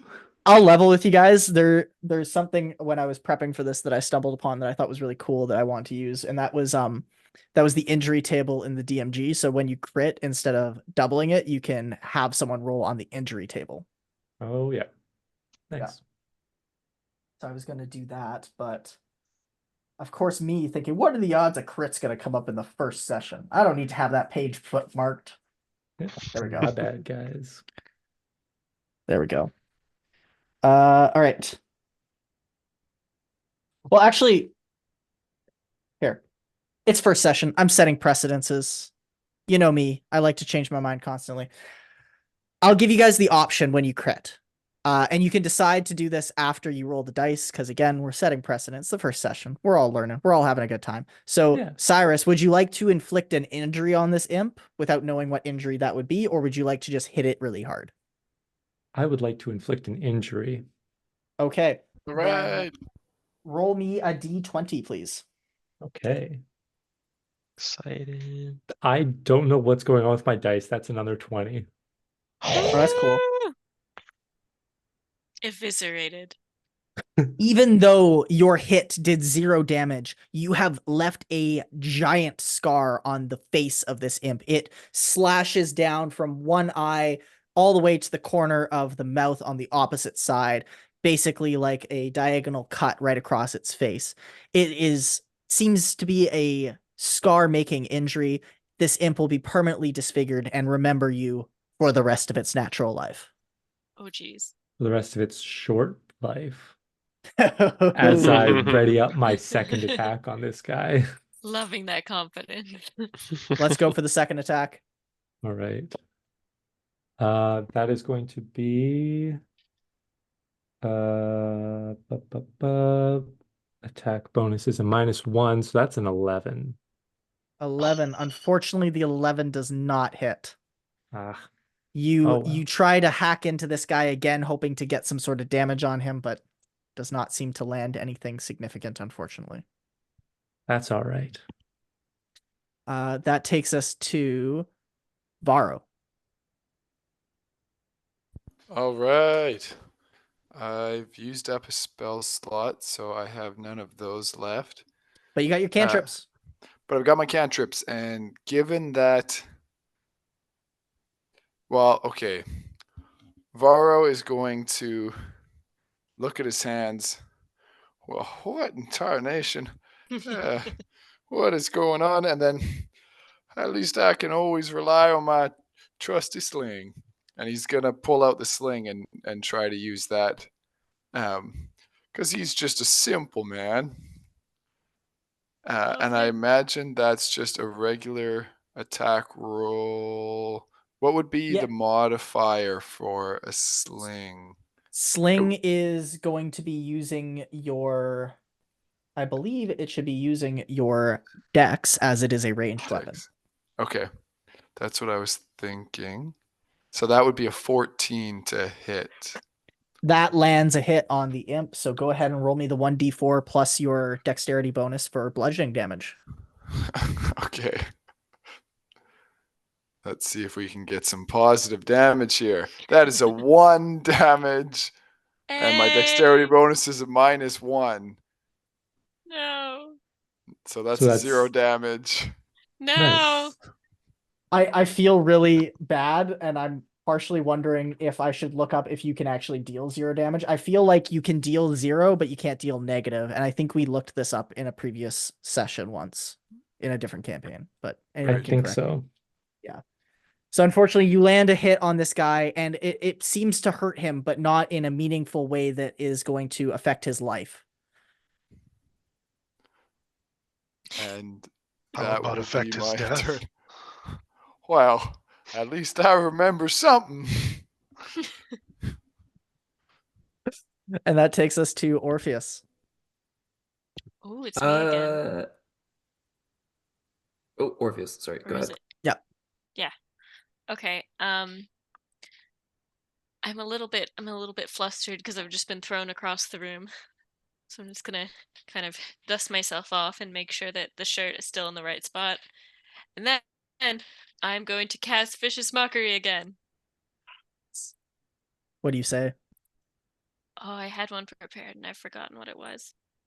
I've seen scarier scarecrows. Ooh. Ooh. Ooh. Got him. And he mercilessly fails this. You can see the imp try to come up with a witty comeback, and it just slack-jawed, nothing to say. I'm And also yeah, gonna cruelly laugh when he doesn't have a comeback. nice. I'll join Yeah. you in that laughter. Hey, it's 3! Woo! Let's go! You hurl this insult at the imp, and it is shocked to the point where it has nothing to say. This imp is listless, and in the embarrassment and the psychological damage you have inflicted, the imp drops to the ground and just poofs into dust with Yes. a small black little veil of a shadow going up into the ether. Well, And I don't combat is think I've seen that before. Oh, I'm just still laughing. It's like nice. Insulted to death. The worst way to go. I check on Hati and I go, "Are you okay, my little friend? Did the imp hurt you? You've suffered so much." I don't know. It felt weird. I didn't feel any pain. Oh, that's good. I'm glad. I appreciate that you're putting on a brave face for us. No. It genuinely didn't feel like it. I felt lifeless. I start I like slowly poke my like the knife on my finger. I'm like, you see, it doesn't hurt. I put my hands on Hati's shoulders and I say, "I just don't ever want any harm to come to you ever." but it's fine to throw me across the room, huh? Orpheus, I'm talking to Hati. Thank you. Sorry to interrupt. What did you say your name was, by the way? My name is Samson. Samson Gregor. Samson. I will protect you, little one. Oh, I don't need protecting, but thank you. No more harm will come to you. And then I stroke his hair. Never again. Sorry, I just want to say, everyone notices as Hati presses the knife into his fingertip that no blood comes out. There's a mark, but it's not bleeding like you would expect. You guys should try it too. It doesn't hurt. I don't recommend us hurting our bodies. Can I borrow that knife? Yeah. Here you go. Thank you. And Jens will endeavor to give himself a little cut and investigate what that feels like intellectually and physically. Just describe how you're cutting yourself. Oh, that's a sentence I didn't think I was going to say today, but Yeah, describe how you inflict this injury upon yourself. Are you just doing a little I press? Are you think- doing a cut across the hand? What are you doing? across the upper arm, because just Jens like knows a- that there are many nerves at the end of the hand and doesn't want to mess around with that. Smart. Yeah, you do a very shallow inch cut just across your shoulder, and yeah, you can see the cut there. You can see that it's made some depth into your skin, but no blood. No one try this at home, please. Well, that is absolutely something new. Does Jens feel, I don't know, colder, warmer, further from here? Any like visual effects? No visual effects. You do notice that you feel a sort of numbness all around. Like the cut doesn't, like I described to Hadi when he first got hit, it doesn't register like pain used to register that you're very much familiar with from getting hurt and injured in the past. Your brain thinks it should hurt, and initially you kind of have this psychological response of, oh, that hurts, but then upon analysis, there's no pain. It's odd. You do note the lifelessness in your friend's eyes, that maybe you just assumed they were like that, but something's not adding up here. Maybe it has something to do with this realm. Strange. I hand the knife back to Hati. Thank you. Guys, I don't think we should be doing that anymore. I think that maybe we should just, keep our bodies safe for now, especially if we can't feel pain. I have to Okay. agree with Cyrus. Inflicting pain, whether felt or not, on ourselves seems like a dangerous idea in these here parts. You guys are probably right. Anyways, we got some eyes to find, don't we? Yeah, I suppose we probably can't take the imp's eyes. They might fit. Like I'm like, I'll. Oh wait, no, it just disappeared. It poofed. Oh, okay. It did so an there's no E-rated eyes. game exit. Did it Fine. leave like a little pouch with all of its like drops? This imp had no drops, unfortunately. It's a low level it's a low level monster. There's not even any ashes we could collect. Not that Cyrus notices. Jens, please mark on your character sheet that you've taken piercing damage, or I guess slashing damage. Okay. Where should I note that? Conditions? Yeah, you can note it under conditions, just in the side. Somewhere on your character sheet is fine. I don't know where Hati put it down. Yeah, anywhere really that you'll be able to note it. Hati put it on the front page, which is totally cool, but conditions also works just in a random spot. Don't worry, all will become clear in the fullness of time. Cool. Sure. Yes. So with that Onward interruption, ho. does the party? Okay, perfect, nice. Onward ho. Let's keep going. Let's try to avoid further skirmishes. Everyone be quiet. Also, Or- I did feel a bit of like I'm like when Samson did tap Hadi on the hair. I was like, oh, it's a weird feeling. I've never felt like a parental figure. Oh God. Oh, buddy. No. You're 3 years older than me.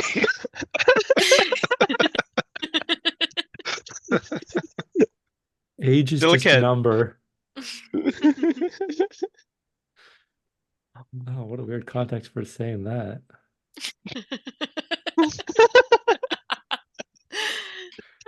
Anyways, we're off to find some eyes. Yes, you guys trudge through these tunnels. Eventually, the spikes stop.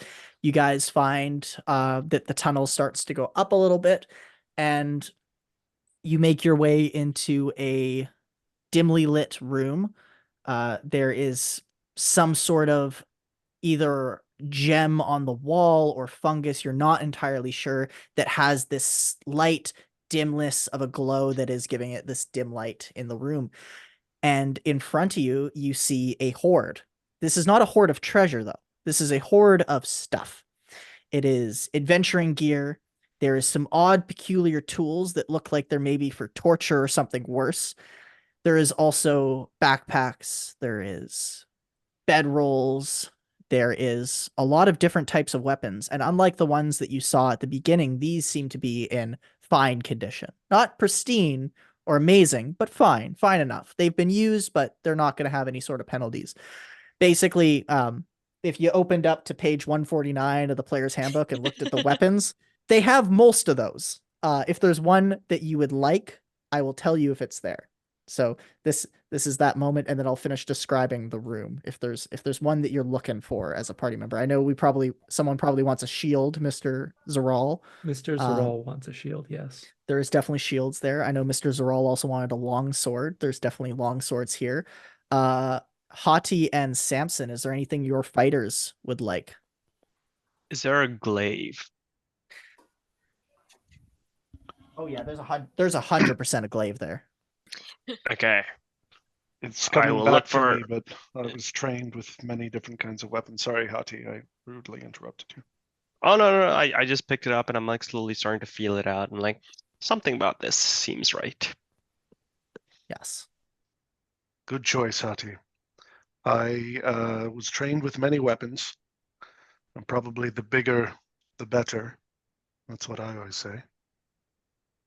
There is a great axe and a great sword, which are two great weapons. Let's go with the great axe. Great clubs? I don't think that's actually a weapon. That's not an actual weapon. I was like, look, great clubs. I'm like, wait, no, it would be right next to great axe and great sword, and no, it's not there. If this were Dark Souls, then maybe. Yeah, exactly. Can I also? So I'll go. Can I dual wield? Or no, not yet. Probably. Not with a great sword, but you can dual wield light weapons. So if you want to have dual you seen my wield, character? I have, but that doesn't change the mechanics. Have you seen those muscles? Let's see. What's a great dual wielding option for you here? So just doing a quick scan. Hand axes, sickles, but hand axes are probably better. Let's go with the great axe. Great axe is good. So I pick up the great axe and kind of put it over my shoulder, and I'm standing fully upright, and I say, "Listen, guys, I know that I wasn't being my honest self earlier, and I know you probably thought that I was really weak and feeble and not the strong, muscly, godlike Adonis that you see before you. But I just want you to know that I am still a piece of shit inside. I just look this way, and I am physically strong and very capable. And after you tossed a woman across the room mid-combat, I'm coming around to that way of thinking. Yeah, well, I mean, Hati was in danger, so, Hati's been through enough. As far as I can tell, Orpheus can take a hit or two. What is that? What is that supposed to mean? Well, I mean, that's just my assumption. But I trusted you to not throw Hati me never across the knew his room. parents. Jeez.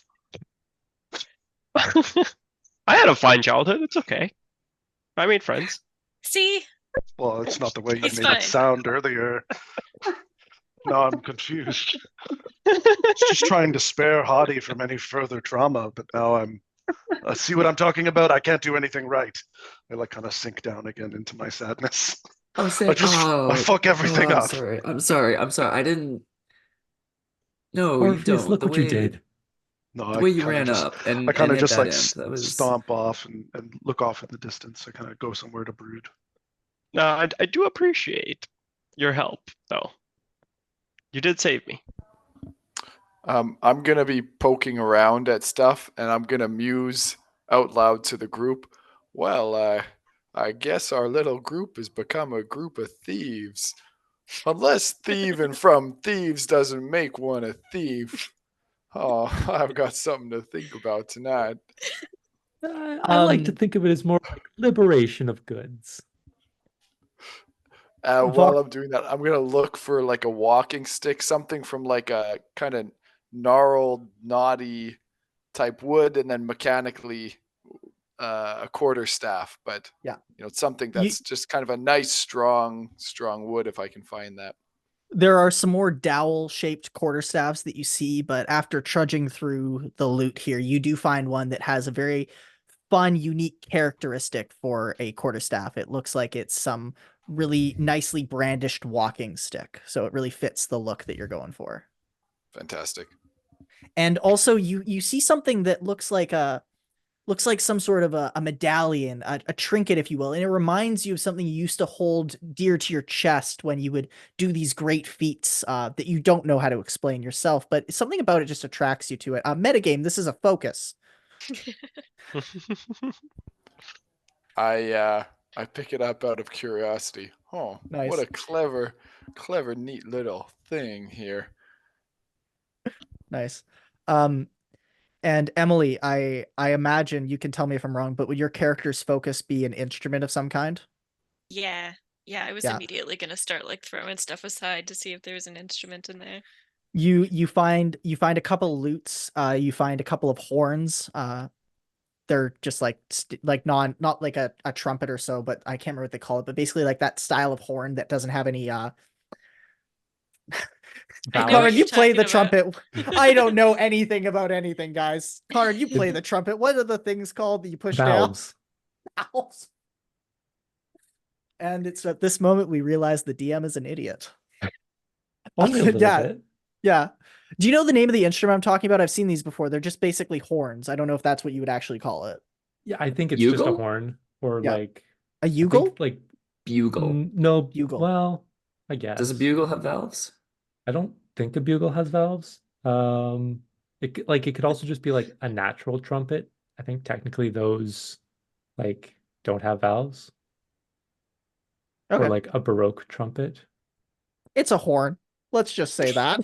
Yeah. You see a horn. You also see a tiny harp. I know they have a name for the little, like the one your character's carrying in your picture there. There's a name for it. lyre. A Yeah. lyre? Okay, yeah. Yeah.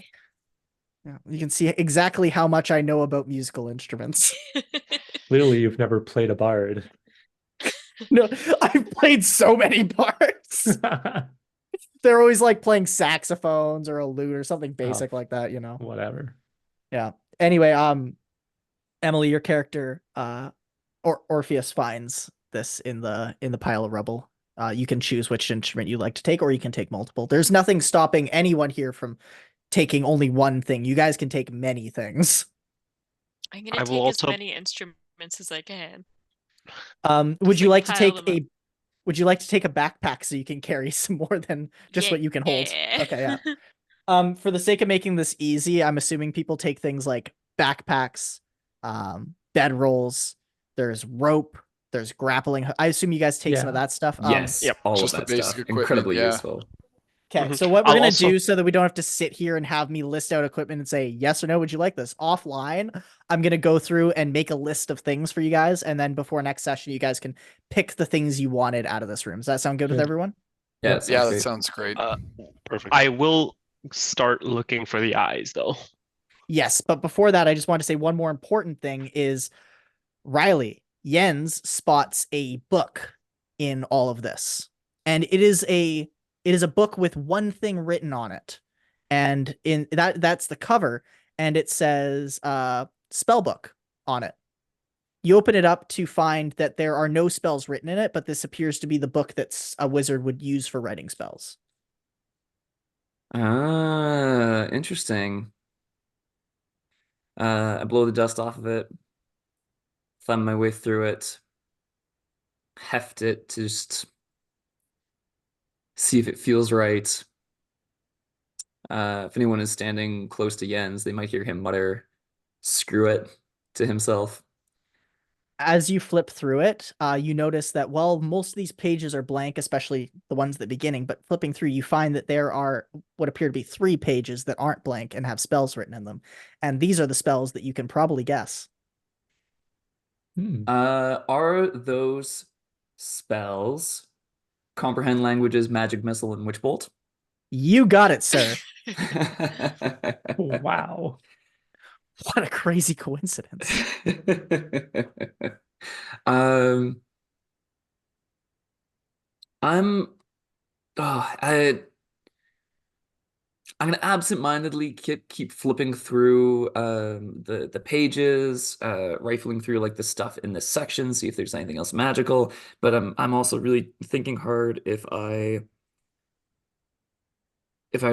learned any of the simplest spells of a wizard, if I had a traveling friend back in the waking world. I remember I loved to read if I ever read something. Just like if I ever fancied myself a amateur wizard, even for like just like something flashy, like some sparks or something, or light a fire. You're not recalling anything, but you do find not a book, but rather just some scrap paper. And just for the convenience of this, you find that these scrap pieces of paper seem to have some shorter spells written on them. They seem to be really easy to memorize spells. And you think if you spent, maybe like an hour, a couple hours reading over these, you could commit them to memory pretty quickly. Oh, excellent. Okay, we'll absolutely tuck those away. Cool. And I think you know what those are. So I believe so too. back to the quest here. So Hati, after grabbing a few things, decides to start looking for these eyes, and I'm assuming everyone else does too. Looking through this treasure room, you find that buried amongst all this stuff at the very back, after maybe spending 10 minutes or so digging through, finding what you need and whatnot, there is a ceramic head of an imp. And it's just this off-white kind of gray color. And in its head, you see 2 crystal eyes, with the irises being a magnificent blue. These eyes shimmer and gloss even in the dim light here. And, it's hard to say which set of eyes you needed, but this kind of seems like the set of eyes. You're not sure why it's in the ceramic imp statue's head, but,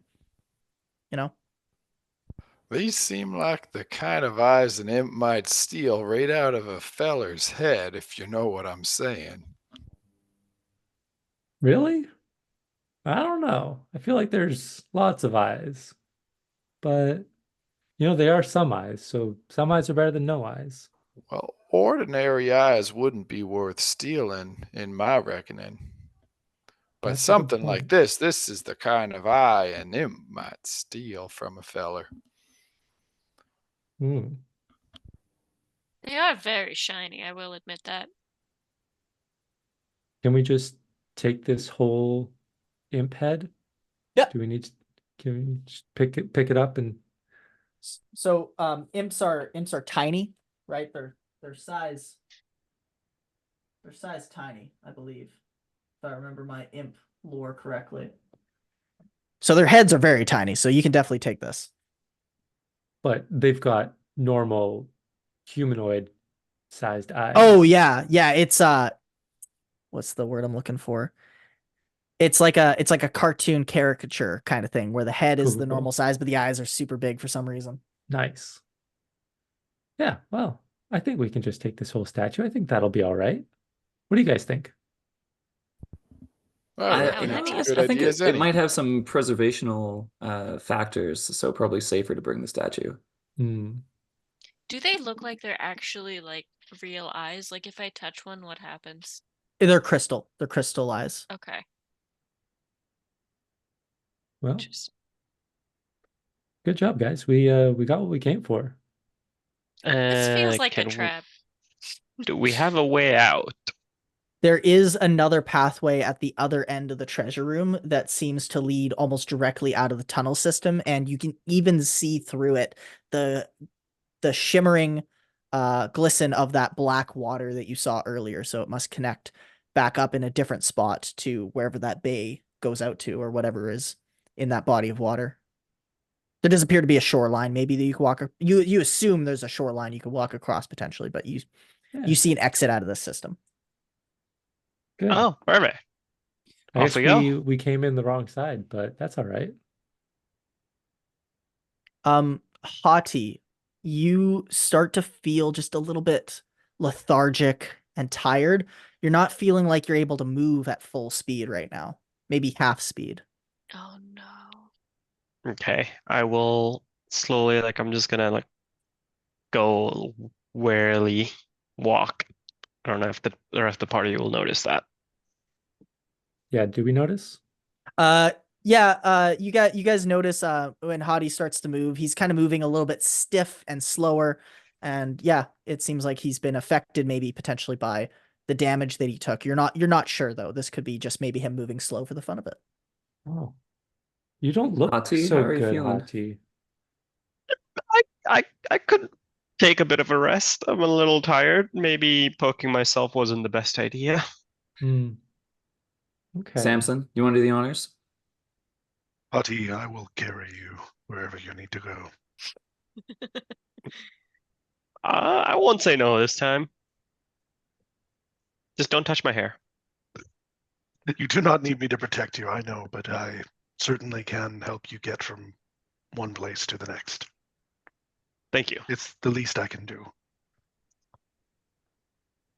Awesome. You're See you so guys. kind, Samson. Thank you, Golden Man. The name's There are Cyrus, only but rare exceptions to that. well, Wait, did you say handsome? handsome? Yes, you are very handsome, Samson. Thank you.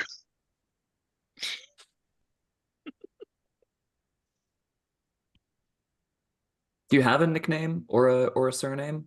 If not, we could give you one. Samson the Handsome. Samson Gregor. I come from a long line of champions. Hmm.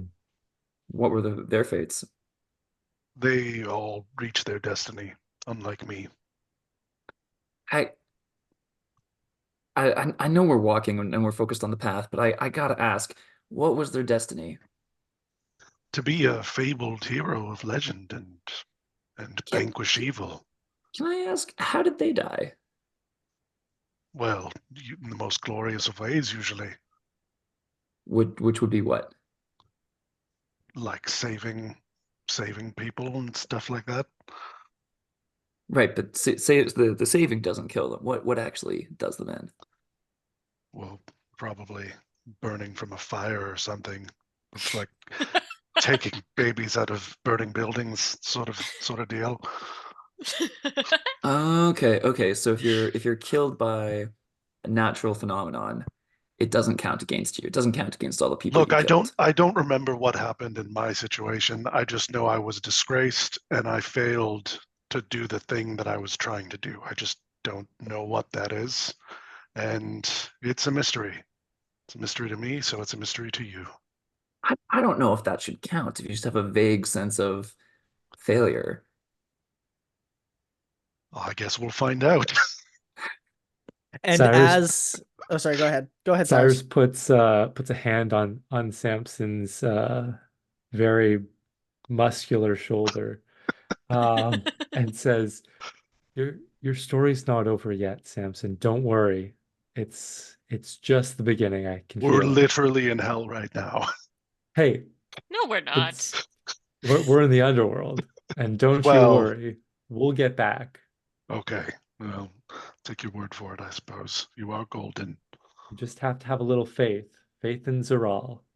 As you guys approach the shore and exit this tunnel system, this cave system, you see a familiar figure on the water. That individual that was cloaked with the sashes and everything from earlier seems to be passing by. How convenient. Uh, I assume that we would have grabbed at least a backpack or something, and Cyrus wants to like stow the imp statue with the crystal eyes away so that it's Yep. not immediately visible. Yeah, and Jens, I also assumed you grabbed a focus of some kind, but like I said, we'll do all that offline because that's gonna be boring. So I'll give you guys a list and you guys can grab stuff from there. But yeah, Okay, sweet. please continue. Do we want to talk to this person? Cyrus is gonna wave the guy over. Hey, sir, Mr. Ferryman, laddie lass. If there's time, can Jens grab at least a couple other party members and get us all to crouch down behind some rocks? There's definitely time before Cyrus calls over. So yeah, you guys can crouch behind some rocks. Cyrus calls over, and Am I still carrying Hati? you can put him down. I'm just like crouching, carrying him.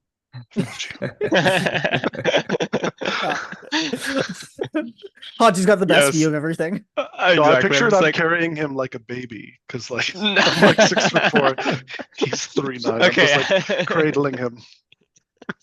I feel like I'm more like I'm a bit like you can put me down now. All right, I put him Cyrus, down by as the you rock. call out to the person on the boat, they stare their eyes towards you. You don't really see much of their face from the distance they're at, but you do see their eyes are a magnificent glowing red. And this individual, without saying something, changes their direction by 90 degrees and starts slowly coming towards the shore. When this individual is within about 30 feet of the shoreline, she says out to you in a deep voice, "What can I offer thee, traveler?" Oh, well, actually, I was just hoping to get over to the other side of the bay. Like I'll scan the bay line, I guess, the shoreline, and Yeah, see if I can point out where we came from. you try to recall your direction and you point off just to the right of the water and say, would you like to go that way? And she replies and says, "I can offer you safe passage if that's what you desire." Yeah, safe passage is good, yes. If that's all right with you. I don't want to impose or anything like that. "I am the matron of the river. I am here to aid all travelers that seek it for a price." Oh, of course. I wouldn't want you to like have to do anything for free. What price would that be? "We can talk about that later. For now, it is free for you." Well, sorry, it's not just me. I do have some friends. Would it be all right if we all got a ride? "That is most acceptable. I will Okay. allow you safe passage on my riverboat," she says, gesturing to the raft she has. Right. Does it look stable enough that all Oh, yeah. 6 of us can get on it? Yeah. Okay. It does. It looks like it could snugly fit all of you guys. But before we all join this woman on her riverboat, which I'm sure looks to be a fine, very fine vessel indeed, should we not return the way we came to find this poor feller who's missing his eyeballs? Well, that we have to go back a different way because we couldn't go back up the tunnel because it was too slippery. Like we slid down the slide, remember? So She Right. perks up when you say eyeballs, and she says, "Eyes? What eyes have you wrought?" oh no, they're for someone else. "Answer the question, traveler." Well, um, it's just like some cool, eyes that we found in a statue that we want to return to their rightful owner. "If you are in possession, are you not the rightful owner?" No, no, no. We're not. We're actually on a heroic journey, and we're going to return these eyes that were stolen, and we're going to return them to their rightful owner. Very well. Be it.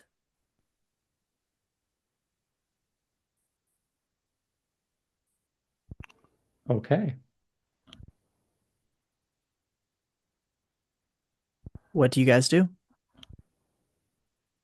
So do we think that she will take us back to where the tunnel started? You're yeah. pretty sure she'll take you where you want to go based off of her words, at least. Her like cryptic promises that seem like she's also gonna own our souls. I mean, Okay. we'll have to pay her something, but like I'm sure there's some stuff in all the things that we picked up that we could offer her. Payments agreed upon up front. Yen says, rising from behind his rock where he's not entirely sure he was hidden from this strange woman. Oh yeah, maybe you guys Much should all, join me down at the shoreline so that we can have a proper conversation. Much the way Yeah. Samson is absolutely certain he disgraced himself without concrete examples, I am absolutely certain it's a bad idea to make a deal without the final payment established. That is a good Yeah. point. I But, also have that feeling. I mean, I'm definitely disgraced, so I think you're right.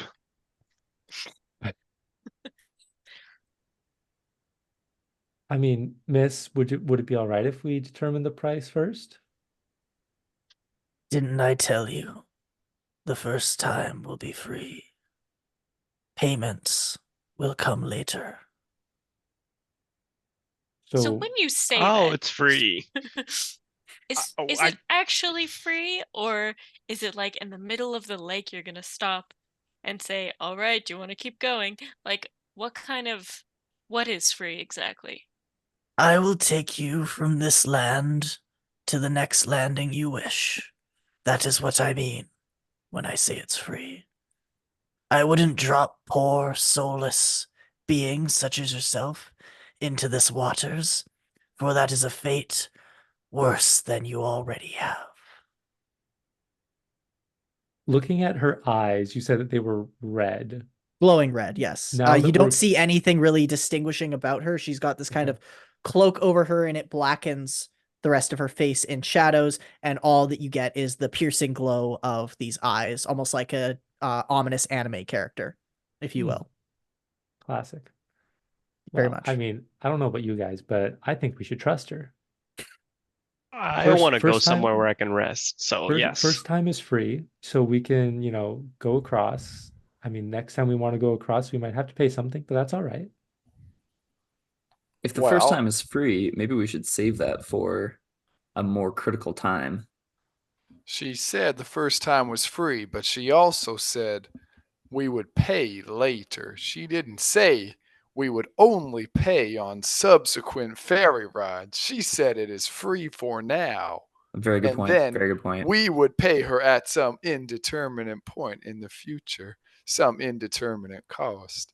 That being said, I find myself quite charmed. I tend to trust No. fine folk that when a person is upfront with me, I'll be upfront with them. I think She's we not should being trust this so little close, lady so here close to saying this something here raft. wise. Beautifully said, Vero. I love it, it. you're right, Jens. That was so wise, and then it wasn't. And I don't think we should trust the lady with the glowing eyes immediately. I think we should think about this a little bit. It's just a boat ride. She might want our souls for a boat ride. Well, we Thank don't, you, Orpheus. I don't know. But like we need to get over there, and we can't get there any other way unless we were going to swim. And Miss, I'm sure you wouldn't like us swimming Can in we your bay. can we not walk along the beach or scramble over the rock above the tunnel? You Can we could not try to walk here? You could try to go back through the tunnel, Riley. You could also try to scramble along the shoreline. It does appear that it's very much jagged rock where you guys are. It's kind of like there's a small, tiny little sandy beach of that red sand that I described earlier, and then it's sort of jagged rocks all around. So you could try and pass it, but it looks like there's no clear cut path even for a scramble there, but you could attempt it. What about overland? Like not hugging the beach, but just cutting inward. Yeah, so maybe I'm not describing this so right. But basically behind you where the cave exited, it's kind of like a steep not mountain's the wrong word, but a steep rock face that goes upward. It doesn't unless you did some serious climbing, which you guys did get grappling hooks, so you could try and rig something up, but you don't really see the top of this where you could hook onto. So you might just have to try and bear climb up the rock. Free climb rather. Right. So as climbing options go, hugging the shoreline would be slightly easier. Yeah, you wouldn't be subjugated to the same heights doing that. Right. It would be more of just scrambling over jagged rock sort of thing.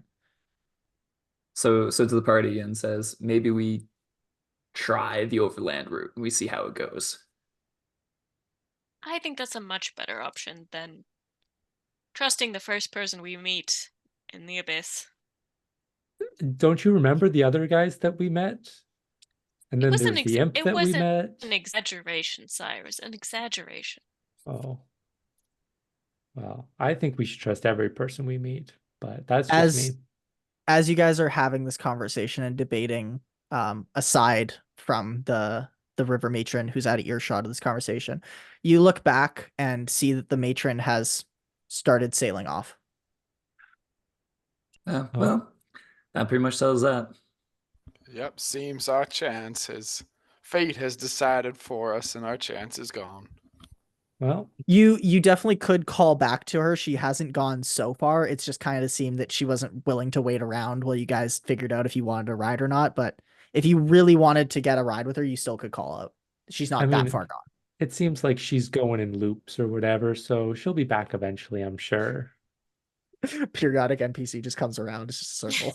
Yeah. Just going on her little route, and we could hop on whenever she comes by again. Little water taxi going by. Yeah.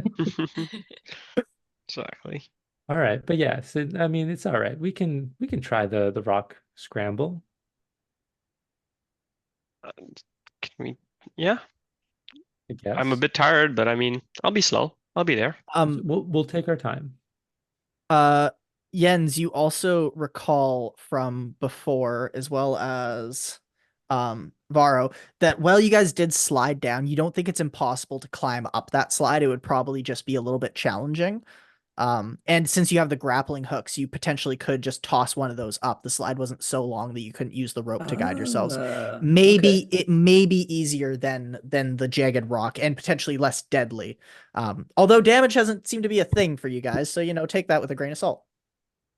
Falling into the lake seems like a terrible idea. Can we inspect the lake just to see what's up with it? Is it actually water? Is it how would you like to inspect the lake, Orpheus? Would you like to look at it? Would you like to touch it? Would you like to lick it, drink it? How would you like to inspect the lake? I'd like to take the rusty dagger I have and swish it around in the water or whatever it is really quickly first. You notice no ill effects. You put the dagger in, you swish it around, you take the dagger out. Doesn't seem to have changed in any meaningful way. It's a little wet now. I'm going to put my finger in the water. You put your finger in the water and you don't feel anything. And you don't see your finger. As soon as you go through the surface of the water, you cannot see at any depth to it. And as soon as you pull your finger out, let's say you just put to the first knuckle there, this entire part of your finger is now just the bone. Oh, that's interesting. Please note that you have taken acid damage. Okay. That's powerful acid. Okay, so no going in the water. Your finger doesn't look so hot.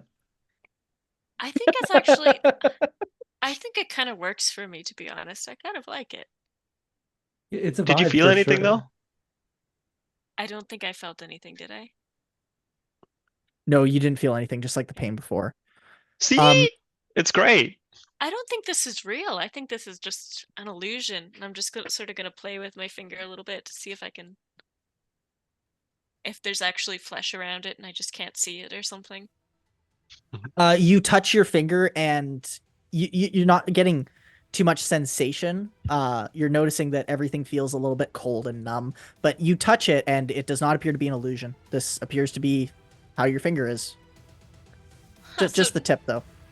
Just the tip. Just the tip. I would not recommend swimming necessarily.